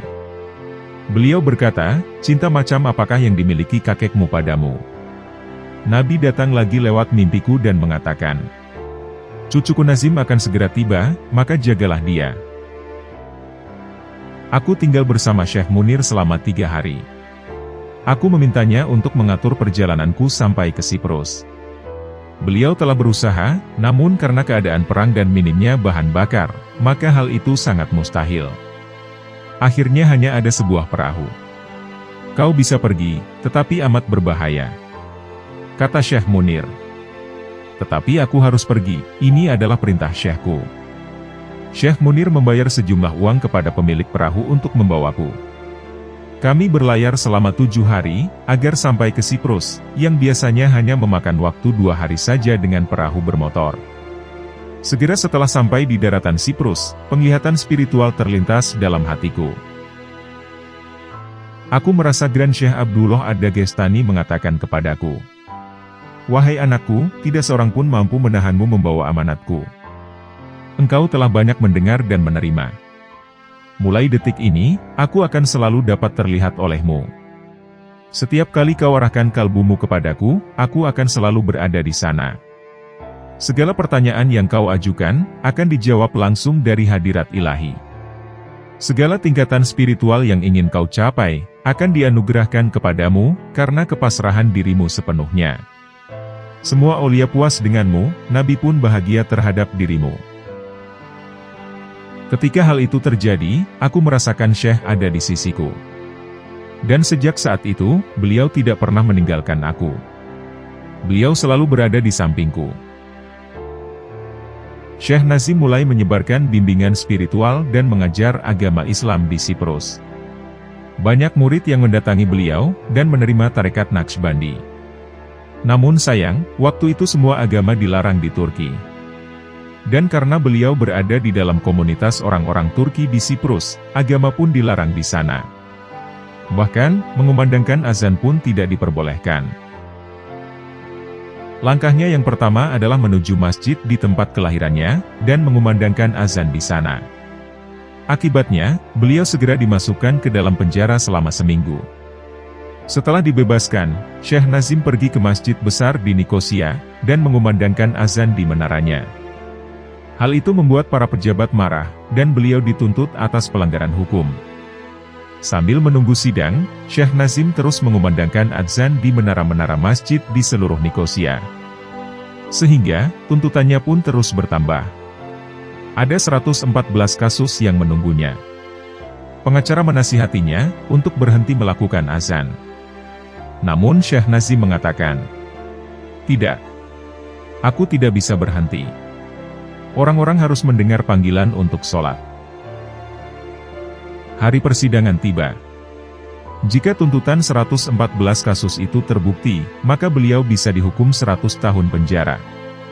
Pada hari yang sama, hasil pemilu diumumkan di Turki. Seorang pria bernama Adnan Menderes dicalonkan untuk berkuasa. Langkah pertamanya ketika terpilih menjadi presiden adalah membuka seluruh masjid, dan mengizinkan adzan dikumandangkan dalam bahasa Arab. Itulah keajaiban Syekh kita. Selama bertahun-tahun di sana, beliau telah melakukan perjalanan ke seluruh penjuru Siprus. Beliau juga mengunjungi Libanon, Mesir, Saudi Arabia, dan tempat-tempat lain untuk mengajar tarekat Sufi. Syekh Nazim kembali ke Damaskus pada tahun 1952, ketika beliau menikahi salah satu murid Grand Syekh Abdullah, yaitu Hajah Aminah Adil. Sejak saat itu beliau tinggal di Damaskus dan mengunjungi Siprus setiap tahunnya, yaitu selama 3 bulan pada bulan Rajab, Syaban dan Ramadan. Syekh Nazim dan keluarganya kemudian tinggal di Damaskus. Keluarganya selalu menyertai bila Syekh Nazim pergi ke Siprus. Syekh Nazim mempunyai 2 anak perempuan dan 2 anak laki-laki. Syekh Nazim menunaikan ibadah haji setiap tahunnya, untuk memimpin jemaah haji dari Siprus. Beliau telah melaksanakan ibadah haji sebanyak 27 kali, baik untuk menjaga murid-muridnya, atau mengikuti Grand Syekh Abdullah. Suatu saat, Grand Syekh mengatakan, agar beliau pergi ke Aleppo dari Damaskus dengan berjalan kaki. Dan berhenti di setiap desa untuk menyebarkan tarekat Naqsybandi, ajaran Sufisme, dan ajaran Islam. Jarak antara Damaskus menuju Aleppo sekitar 400 km. Perlu waktu lebih dari 1 tahun untuk perjalanan pergi dan kembali. Syekh Nazim berjalan kaki selama 1 atau 2 hari. Ketika sampai di sebuah desa, beliau tinggal di sana selama seminggu, untuk menyebarkan tarekat Naqsybandi. Beliau memimpin zikir, melatih penduduk, dan melanjutkan perjalanannya, sampai ke desa selanjutnya. Namanya pun mulai terdengar di setiap lidah orang-orang, mulai dari perbatasan Yordania, sampai perbatasan Turki dekat Aleppo. Hal yang sama juga diperintahkan dan dijalankan oleh Syekh Nazim, yaitu agar beliau berjalan kaki ke Siprus, dari desa yang satu ke desa lainnya. Beliau berdakwah, menyeru orang agar kembali pada Tuhannya, dan meninggalkan kehidupan materialistik, sekularisme, dan ateisme. Beliau amat dicintai di seluruh Siprus, dan masyhur dengan sebutan Syekh Nazim Yesilbas, atau Syekh Nazim yang berturban hijau. Karena turban dan jubahnya yang biasanya berwarna hijau. Salah satu murid beliau di Libanon pernah berkata, beliau sering mengunjungi Libanon, di mana kami bertemu dan mengenalnya. Pada tahun 1955, saya berada di kantor paman saya, yang menjabat sebagai Sekjen Urusan Agama di Libanon, sebuah jabatan yang tinggi dalam pemerintahan. Ketika itu tiba waktunya sholat asar, dan paman saya, Syekh Muhtar Alaili, beliau sering melakukan sholat di Masjid Al-Umari Al-Kabir di Beirut. Di sana, ada juga gereja pada masa Umar bin Khattab, yang telah berubah menjadi masjid di masa beliau. Di bawah tanah masjid masih terdapat fondasi gereja. Paman saya menjadi imam, sementara saya bersama 2 saudara saya menjadi makmumnya. Seorang syekh datang dan sholat di sebelah kami. Kemudian beliau memandang kedua saudara saya, dan menyebut nama-nama mereka. Selanjutnya beliau menoleh ke arah saya, dan menyebutkan nama saya. Kami amat terkejut, karena kami tidak saling mengenal sebelumnya. Paman saya juga tertarik padanya. Itulah pertama kali kami bertemu Syekh Nazim. Kakak tertua saya bersikeras untuk mengajak Syekh Nazim dan paman, untuk menginap di rumah kami. Syekh Nazim mengatakan, aku dikirim oleh Syekh Abdullah.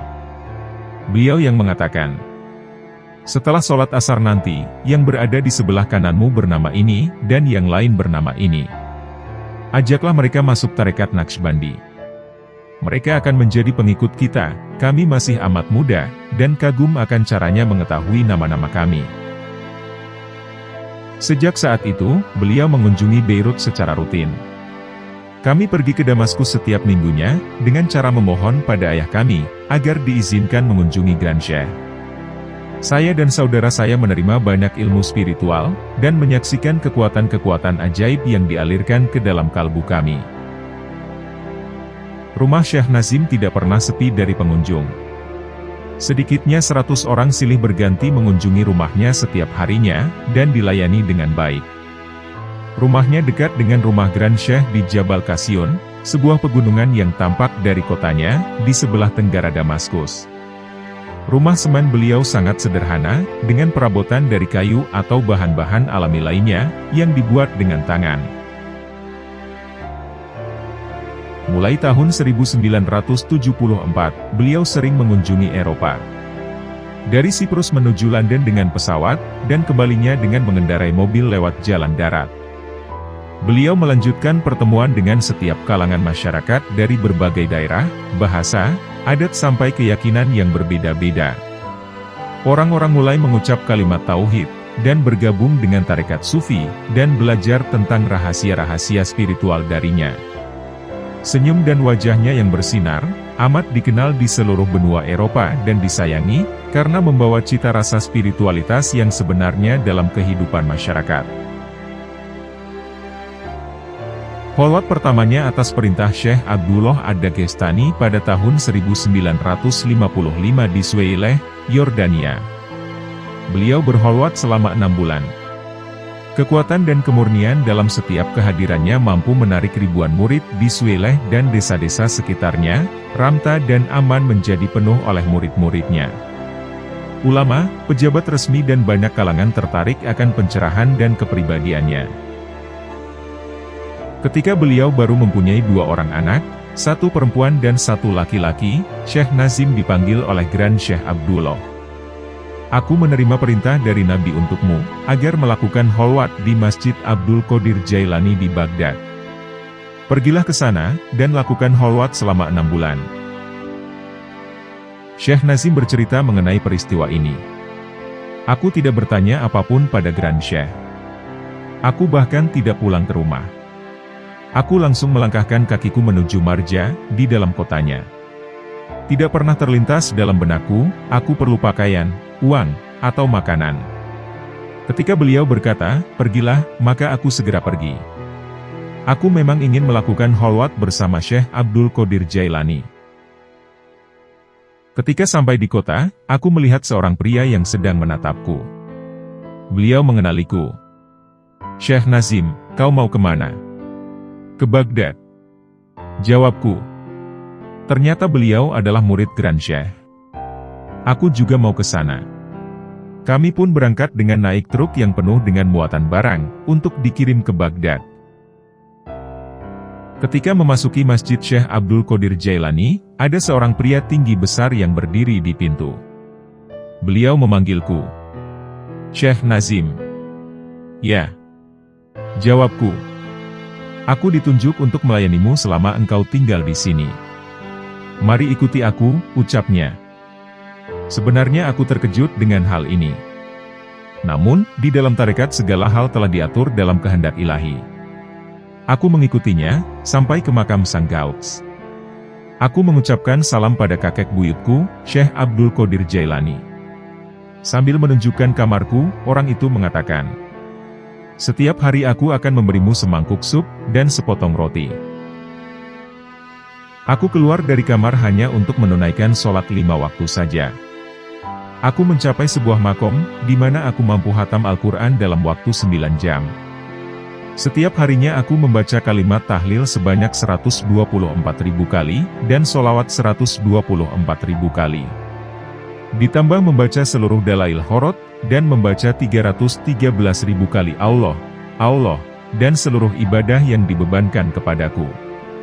Penglihatan-penglihatan spiritual mulai bermunculan, mengantarku dari satu makom ke makom lainnya, sampai akhirnya aku menjadi fana dalam hadirat Allah. Suatu hari, aku mendapat penglihatan, bahwa Syekh Abdul Qadir Jailani memanggilku menuju makamnya. Beliau berkata, wahai cucuku, aku sedang menunggumu di makamku, datanglah. Aku bergegas mandi, sholat 2 rakaat, dan berjalan menuju makamnya yang hanya beberapa langkah dari kamarku. Sesampainya di sana, aku mulai melakukan muraqabah. Semoga kedamaian tercurah padamu, wahai kakekku. Segera aku melihat beliau keluar dari makam, dan berdiri di sampingku. Di belakang beliau ada sebuah singgasana indah, yang dihiasi batu-batu mulia. Beliau berkata, mendekatlah, dan duduklah bersamaku di singgasana itu. Kami duduk layaknya seorang kakek dan cucunya. Beliau tersenyum dan mengatakan, aku bahagia denganmu, Nazim Effendi. Makom Syekhmu, Abdullah Al-Faiz Ad-Dagestani amat tinggi dalam tarekat Naqshbandi. Aku ini kakekmu. Sekarang aku turunkan padamu, langsung dariku, kekuatan yang dipegang oleh Gauts. Aku memberi bayat untukmu dalam tarekat Qadiriyah sekarang. Kemudian Grand Syekh nampak di hadapanku, Nabi pun hadir, juga Syekh Nakshiban. Syekh Abdul Qadir Jailani berdiri memberi hormat pada Nabi beserta para syekh yang hadir, aku pun melakukannya. Beliau berkata, "Wahai Nabi, wahai Rasulullah, aku adalah kakek dari cucuku ini. Aku bahagia dengan kemajuannya dalam tarekat Naqsbandi, dan aku ingin menambahkan tarekat Naqsbandi pada makomku." Nabi tersenyum dan memandang Syekh Naqsban. Selanjutnya Syekh Naqsban memandang pada Grand Syekh Abdullah. Inilah ada pimpinan yang baik, karena Syekh Abdullah yang masih hidup pada saat itu. Grand Syekh menerima rahasia tarekat Naqsbandi yang diterima beliau dari Syekh Naqsban melalui silsilah Nabi, dari Abu Bakar As-Siddiq, agar ditambahkan pada makom Syekh Abdul Qadir Jailani. Ketika Syekh Nazim menyelesaikan kholwatnya, dan akan segera meninggalkan makam kakeknya dan mengucapkan salam perpisahan, Syekh Abdul Qadir Jailani muncul dan memperbarui bayat Syekh Nazim dalam tarekat Qadiriyah. Beliau berkata, "Wahai cucuku, aku akan memberimu kenang-kenangan, karena telah berkunjung ke sini." Beliau memeluk Syekh Nazim, dan memberinya 10 buah koin, yang merupakan uang yang berlaku semasa beliau hidup. Koin itu masih disimpan oleh Syekh Nazim sampai sekarang. Sebelum pergi, Syekh Nazim memberi tanda kenangan berupa jubah kepada Syekh, yang telah melayaninya selama kholwat di sana. "Aku memakai jubah ini selama kholwat, sebagai alas tidurku, bahkan juga saat sholat dan zikir. Simpanlah Allah Subhanahu wa Ta'ala dan Nabi akan memberkatimu." Syekh itu mengambil jubah, menciumnya, dan memakainya. Syekh Nazim kemudian meninggalkan Baghdad, dan kembali ke Damaskus, Suriah. Pada tahun 1992, ketika Syekh Nazim mengunjungi Lahore, Pakistan, beliau berziarah ke makam Syekh Ali Hujwiri. Lalu salah seorang syekh dari tarekat Qadiriyah mengundangnya ke rumahnya. Syekh Nazim pun kemudian menginap di sana. Setelah sholat subuh, tuan rumah itu berkata, "Wahai Syekh, aku memintamu menginap malam ini, untuk menunjukkan sebuah jubah berharga yang telah kami warisi sejak 27 tahun yang lalu. Jubah ini diwariskan dari seorang syekh besar tarekat Qadiriyah dari Baghdad, sampai akhirnya berada di tangan kami. Semua syekh kami menyimpan dan menjaganya, karena dulunya ini adalah jubah pribadi dari Gauts pada masa itu." Seorang syekh Turki dari tarekat Naqsbandi berkholwat di masjid dan makam Syekh Abdul Qadir Jailani. Setelah selesai, beliau memberikan jubah ini sebagai hadiah karena sudah melayaninya selama kholwat. Menjelang wafatnya, Syekh Qadiriyah pemegang jubah ini mengatakan pada penerusnya, agar menjaga jubahnya, karena siapapun yang mengenakan jubahnya, semua penyakitnya akan hilang. Setiap murid yang mengenakan jubah ini dalam perjalanannya menuju hadirat ilahi akan mudah terangkat dalam tingkat kasyaf. Beliau membuka lemari, dan memperlihatkan sebuah jubah yang disimpan di kotak kaca. Beliau keluarkan jubah itu. Syekh Nazim tersenyum melihatnya. Syekh Qadiriyah itu bertanya pada Syekh Nazim, "Apakah sebenarnya ini, wahai Syekh?" Syekh Nazim menjawab, "Ini membuatku bahagia. Jubah ini aku berikan pada Syekh tarekat Qadiriyah saat aku selesai kholwat." Ketika mendengar hal ini, Syekh tersebut mencium tangan Syekh Nazim, dan meminta bayat di dalam tarekat Naqsbandi. Seringkali Syekh Nazim diperintahkan untuk melakukan kholwat dengan kurun waktu antara 40 hari, sampai setahun. Tingkatan kholwatnya juga berbeda-beda. Mulai diisolasi dari kontak dunia luar, sholat, atau hanya diperkenankan adanya kontak saat melaksanakan zikir, atau pertemuan karena memberi kajian. Beliau sering melaksanakan kholwat di kota Nabi. Beliau mengatakan, "Tidak seorang pun diberi kehormatan melakukan kholwat bersama syekh mereka.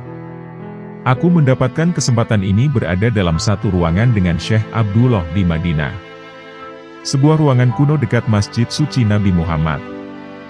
Di sana terdapat satu pintu dan sebuah jendela. Segera setelah kami memasuki ruangan itu, Syekh menutup jendela rapat-rapat dan beliau mengizinkan aku keluar hanya pada saat menunaikan sholat 5 waktu di Masjid Nabi. Beliau mengingatkan aku, agar mengawasi langkah dalam perjalanan menuju tempat sholat. Dengan disiplin dan mengontrol pandangan kita, berarti memutuskan diri dari segala hal, kecuali pada Allah Subhanahu wa Ta'ala Azza wa Jalla beserta Nabi-Nya. Syekh Abdullah tidak pernah tidur selama kholwat berlangsung. Selama 1 tahun, aku tidak pernah melihat beliau tidur dan menyentuh makanan. Hanya semangkuk sup dan sepotong roti disediakan untuk kami setiap harinya. Beliau selalu memberikan bagiannya kepadaku. Beliau hanya minum air, dan tidak pernah meninggalkan ruangan itu. Malam demi malam, hari demi hari, Grand Syekh duduk membaca Quran hanya dengan penerangan lilin. Beliau berzikir dan mengangkat tangannya dalam doa. Kadang aku tidak mengerti apa yang beliau ucapkan, karena beliau menggunakan bahasa langit. Aku hanya mampu memahaminya lewat ilham dan penglihatan yang masuk ke dalam kalbuku. Aku tidak tahu kapan saatnya malam ataupun siang, kecuali saat sholat. Grand Syekh tidak pernah melihat sinar matahari selama setahun penuh, kecuali cahaya dari lilin.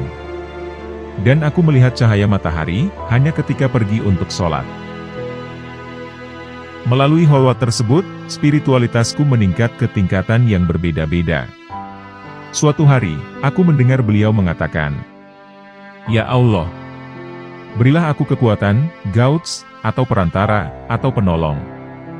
Dari kekuatan yang Engkau berikan pada Nabi-Mu, untuk meminta ampunan-Mu bagi seluruh umat manusia saat kiamat nanti, dan mengangkat mereka menuju hadirat-Mu." Ketika beliau mengatakan hal ini, aku mengalami penglihatan mengenai keadaan saat hari kiamat. Allah Subhanahu wa Ta'ala turun dari arasy-Nya, dan mengadili seluruh umat manusia. Nabi berada di samping kanannya. Grand Syekh berada di sebelah kanan Nabi, dan aku berada di sebelah kanan Grand Syekh. Setelah Allah Subhanahu wa Ta'ala mengadili umat manusia, Dia memberi wewenang pada Nabi, untuk menjadi perantara bagi ampunannya. Ketika Nabi selesai melakukannya, beliau meminta Grand Syekh untuk memberi berkahnya, dan mengangkat mereka dengan kekuatan spiritual yang telah diberikan. Penglihatan itu berakhir, dan aku mendengar Grand Syekh mengatakan, "Alhamdulillah. Alhamdulillah. Nazim Effendi, aku sudah mendapat jawabannya."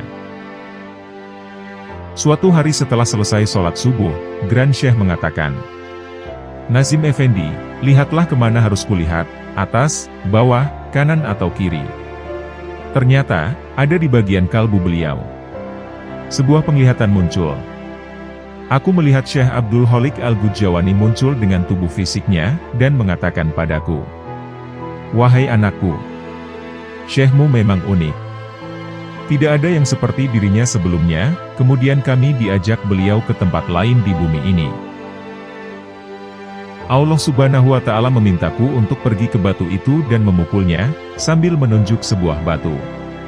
Ketika beliau memukulnya, sebuah semburan air memancar deras keluar dari batu itu. Beliau berkata, "Air itu akan terus memancar seperti ini, sampai kiamat nanti." Dan Allah Subhanahu wa Ta'ala mengatakan padaku, bahwa pada setiap tetes air ini Dia menciptakan satu malaikat bercahaya, yang akan selalu memujinya sampai kiamat nanti. Allah Subhanahu wa Ta'ala berfirman, "Wahai hambaku, Abdul Khalik Al-Gujjawani, tugasmu adalah memberi nama malaikat-malaikat ini, dengan nama yang berbeda, dan tidak boleh ada pengulangan. Hitunglah berapa kali pujian-pujian mereka, kemudian bagikan pada seluruh pengikut tarekat Naqsybandi. Itulah tanggung jawabmu." Aku takjub terhadap beliau, beserta tugas luar biasa yang diembannya. Penglihatan itu terus berlanjut serasa menghujaniku. Pada hari terakhir kholwat kami, setelah sholat subuh aku mendengar suara-suara dari arah luar ruangan kami. Suara orang dewasa dan suara anak-anak menangis. Tangisan itu semakin menjadi-jadi, dan berlangsung selama berjam-jam. Aku tidak tahu siapakah yang menangis, karena tidak diizinkan untuk melihatnya. Grand Syekh bertanya, "Nazim Effendi, tahukah kamu siapa yang sedang menangis?" Walaupun aku tahu bahwa itu bukan tangisan manusia, namun aku akan menjawab, "Wahai Syekh, engkaulah yang lebih mengetahuinya," jawabku. Setan mengumumkan pada kelompoknya, bahwa dua manusia di bumi ini telah lolos dari kendalinya. Kemudian aku melihat setan dan bala tentaranya telah dirantai dengan rantai surgawi, untuk mencegah mereka mendekati Syekh dan aku. Penglihatan itu pun berakhir. Grand Syekh meletakkan tangannya di dadaku, sambil mengatakan, "Alhamdulillah. Nabi bahagia terhadapmu, beliau juga bahagia denganku." Lalu aku melihat Nabi Muhammad beserta 124.000 nabi-nabi lain, 124.000 sahabat-sahabatnya, 7.007 aulia-aulia Naqsbandi, 313 aulia agung, 5 kutub dan gauts. Semuanya memberi selamat kepadaku. Mereka mengalirkan ilmu spiritual mereka ke dalam kalbuku. Dan aku mewarisi dari mereka rahasia-rahasia tarekat Naqsbandi, dan 40 tarekat-tarekat lainnya. Grand Syekh Abdullah Ad-Dagestani pernah memprediksi tentang Syekh Nazim. Sebelum beliau wafat, Grand Syekh pernah mengatakan dalam wasiatnya, "Atas perintah Nabi, aku telah melatih dan mengangkat penerusku, Nazim Effendi. Dan memerintahkannya dalam berbagai holwat, dan melatihnya dalam latihan yang berat. Dan aku menunjuknya sebagai penerusku. Aku melihat, bahwa di masa depan ia akan menyebarkan tarekat ini melalui timur dan barat.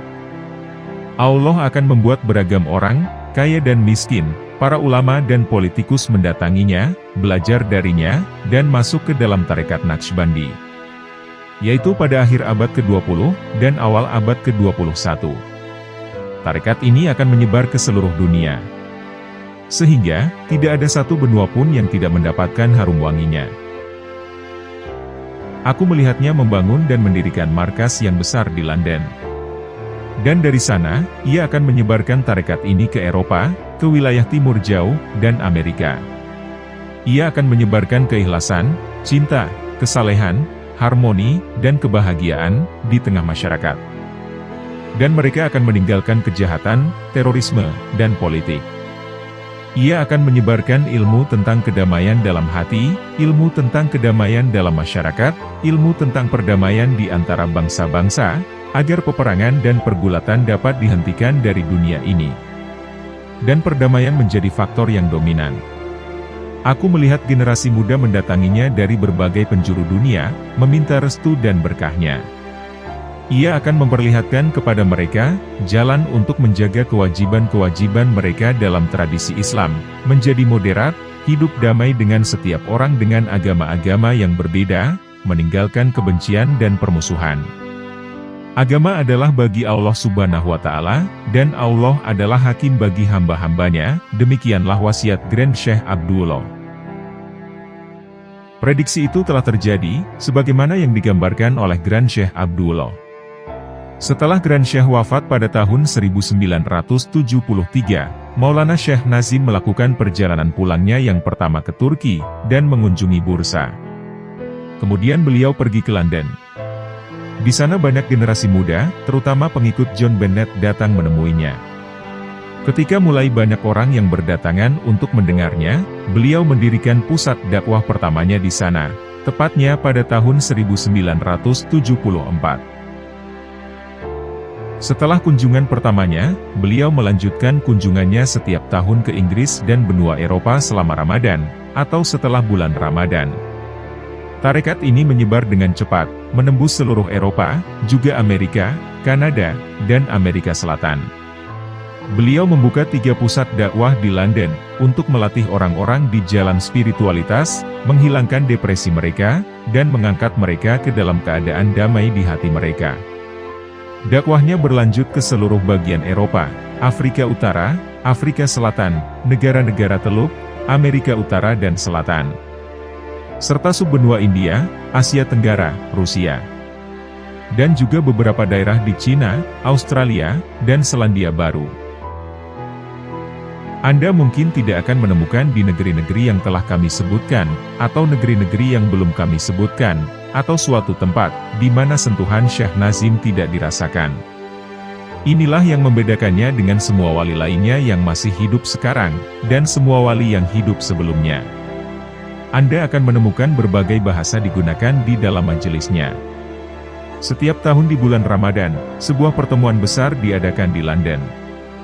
Dan lebih dari 5.000 orang dari seluruh dunia menghadirinya. Sebagaimana firman Allah Subhanahu wa Ta'ala, "Kami menjadikan kamu berbangsa-bangsa dan bersuku-suku, supaya kamu saling mengenal."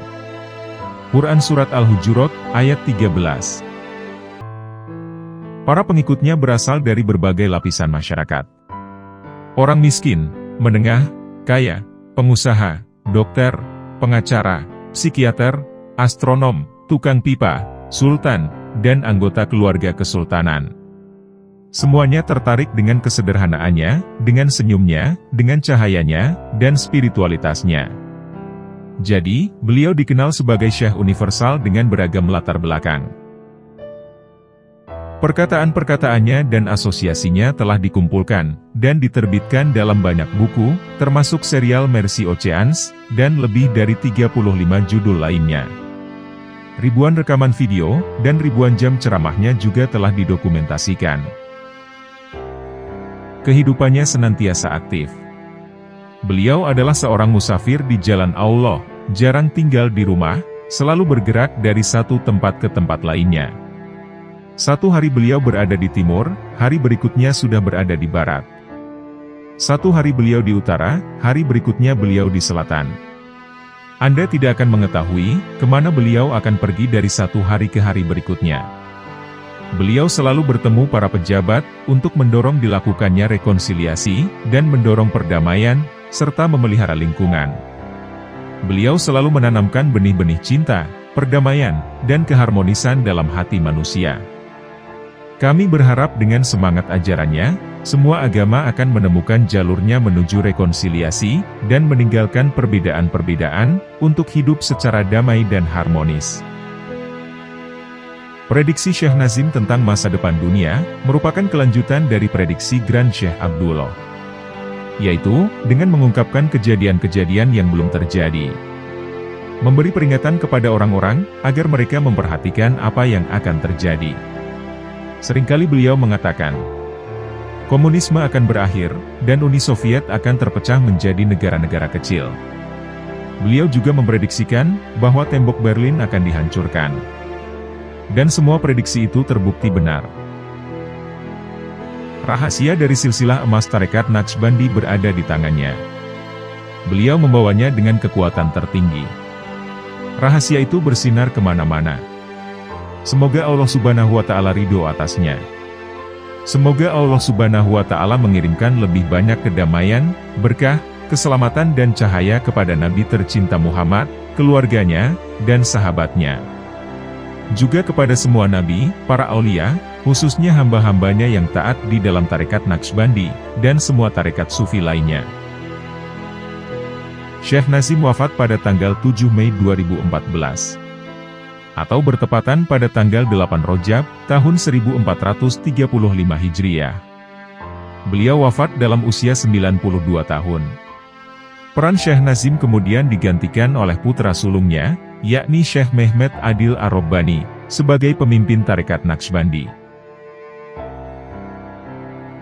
Berikut ini adalah beberapa kalam dari Syekh Nazim Al-Haqqani. Tentang keesaan Tuhan yang khas, atau wahdaniyah, Syekh Nazim mengatakan, itu artinya mustahil adanya kemajemukan. Dan ia terdiri dari 3 kategori. Yang pertama, keesaan yang khas dalam zatnya. Artinya, zatnya tidak berlipat ganda, dan bukan merupakan gabungan dari 2 bagian atau lebih, dan tidak ada yang mirip dengan zat ilahiyahnya. Kedua, keesaan yang khas dalam sifat-sifatnya, artinya, Allah Subhanahu wa Ta'ala tidak memiliki 2 macam sifat yang mewakili hal yang sama. Sebagai contoh, dia tidak mempunyai 2 kehendak, dan tidak pula mempunyai 2 niat. Dia adalah satu dalam segala sifatnya. Ketiga, keesaan yang khas dalam segala perbuatannya. Artinya, dialah sang pencipta, dengan keinginannya sendiri, dan kehendaknya sendiri atas segala yang muncul di alam semesta ini. Serta seluruh ciptaannya baik itu suatu substansi, atau suatu deskripsi, atau suatu perbuatan. Jadi, semua perbuatannya diciptakannya untuk hamba-hambanya. Jika cintanya benar, maka sang pecinta harus menjaga penghormatannya terhadap sang kekasih, dan bertingkah laku yang semestinya terhadapnya. Hakul yakin yang tertinggi adalah, ketika Syekh memuji hadiratnya di mata kalian, dan mengecilkan segala sesuatu selain Allah Subhanahu wa Ta'ala. Ada 3 ular besar yang dapat merusak manusia. Tidak toleransi dan tidak sabar dengan orang-orang di sekitar kalian, menjadi terbiasa dengan sesuatu yang tidak bisa kalian tinggalkan, dan terbelenggu oleh ego kalian. Menggapai dunia adalah hina, sedangkan menggapai akhirat adalah mulia. Aku heran dengan orang-orang yang lebih memilih menjadi hina daripada mulia. Jika Allah Subhanahu wa Ta'ala membuka intisari dari cinta ilahiyahnya, semua orang di bumi ini akan mati karena cinta itu. Kita harus selalu terlibat dalam hal-hal berikut. Merenungkan ayat-ayat Allah di dalam kitab suci Al-Quran, dan tanda-tanda kebesarannya yang akan menyebabkan cinta berkembang di dalam hati kita. Memikirkan janjinya untuk memberi pahala bagi kita, yang akan melahirkan kerinduan di dalam diri kita. Dan memikirkan tentang ancaman hukumannya, yang akan menimbulkan perasaan malu kepadanya di dalam diri kita. Allah Subhanahu wa Ta'ala berfirman, "Barang siapa yang bersabar dengan kami, ia akan mencapai kami." Jika takwa tertanam di dalam hati, lidah tidak akan berbicara hal-hal yang tidak ada manfaatnya. Tasawuf adalah penyucian terus-menerus, dalam menuju hadirat ilahiyah, Allah Subhanahu wa Ta'ala, dan intisarinya adalah meninggalkan kehidupan materialistik ini. Suatu saat Junaid melihat iblis dalam suatu penglihatan, dan iblis itu dalam keadaan telanjang. Junaid berkata, "Wahai yang terkutuk, apakah kau tidak malu terlihat telanjang oleh manusia?" Ia menjawab, "Wahai Junaid, mengapa aku harus malu kepada orang-orang, sementara mereka sendiri tidak merasa malu pada dirinya sendiri?" Bila kalian bertemu dengan seorang pencari di jalan Allah Subhanahu wa Ta'ala, dekatilah dia dengan ketulusan, kesetiaan, dan kasih sayang. Jangan mendekatinya dengan ilmu. Karena ilmu akan membuatnya menjadi liar pada awalnya. Tetapi, kasih sayang akan cepat membawanya kepadamu. Seorang pencari haruslah seseorang yang telah meninggalkan dirinya sendiri, dan menghubungkan kalbunya kepada hadirat ilahi. Ia berdiri di hadiratnya, melakukan kewajiban-kewajibannya sambil membayangkan hadirat ilahi dengan kalbunya. Cahaya ilahi telah membakar kalbunya, yang membuatnya kehausan akan nektar mawar, dan menarik tirai dari matanya, agar beliau dapat melihat Tuhannya. Jika ia membuka mulutnya, itu adalah atas perintah dari hadirat ilahi. Jika ia bergerak, itu adalah atas perintah Allah. Dan jika ia merasa damai, itu adalah atas perbuatan dari atribut ilahiyah. Ia berada dalam hadirat ilahi dan bersama Allah. Seorang sufi adalah orang yang menjaga kewajiban-kewajiban yang telah Allah sampaikan kepada Nabi. Dan berjuang untuk meningkatkan dirinya menuju maqamul ihsan, yang merupakan marifatullah, yakni ilmu untuk mengenal Allah. Tasawuf adalah sebuah ilmu, di mana orang belajar mengenai keadaan jiwa manusia, apakah terpuji, atau tercela. Jika keadaannya tercela, ia belajar bagaimana membersihkannya, hingga menjadi terpuji. Dan menjadikannya mampu menempuh perjalanan menuju hadirat ilahiyah Allah. Buahnya adalah perkembangan kalbu, makrifatullah, melalui pengalaman langsung, keselamatan di akhirat, memperoleh kemenangan dengan meraih ridho Allah, pencapaian kebahagiaan yang kekal, dan pencerahan dan penyucian. Sehingga, hal-hal yang mulia menyingkapkan dirinya sendiri, makom-makom yang luar biasa menjadi terbuka, dan ia dapat melihat apa yang tidak dapat dilihat oleh mata batin orang lain. Tasawuf bukanlah semacam ibadah tertentu, tetapi lebih pada mengaitkan kalbu kepada Allah. Dalam pelaksanaannya, bila ada sesuatu yang lebih disukai menurut standar syariah, bagi seseorang dalam situasi tertentu, maka orang itu dapat melakukannya. Inilah sebabnya, Mengapa kita melihat bahwa kaum sufi telah berkhidmah di dalam Islam, dalam kapasitas yang beragam? Para cendekiawan muslim harus mendapat pendidikan mengenai sufisme ini. Demikianlah manakib serta kisah karomah dari Maulana Syekh Muhammad Nazim Al-Haqqani. Semoga Allah Subhanahu wa Ta'ala mengumpulkan kita dengan para kekasihnya di dunia maupun akhirat. Semoga kita dapat meneladani kepribadian akhlak para kekasih Allah, serta mengambil hikmah dari kisah-kisahnya. Dan semoga dengan apa yang telah kami sampaikan, dapat menambah ketakwaan kita kepada Allah Subhanahu wa Ta'ala. Wallahu a'lam bishawab. Terima kasih telah menonton. Jangan lupa klik tombol subscribe, like, komen, dan share, sebagai bentuk dukungan terhadap channel kami. Wassalamualaikum warahmatullahi wabarakatuh.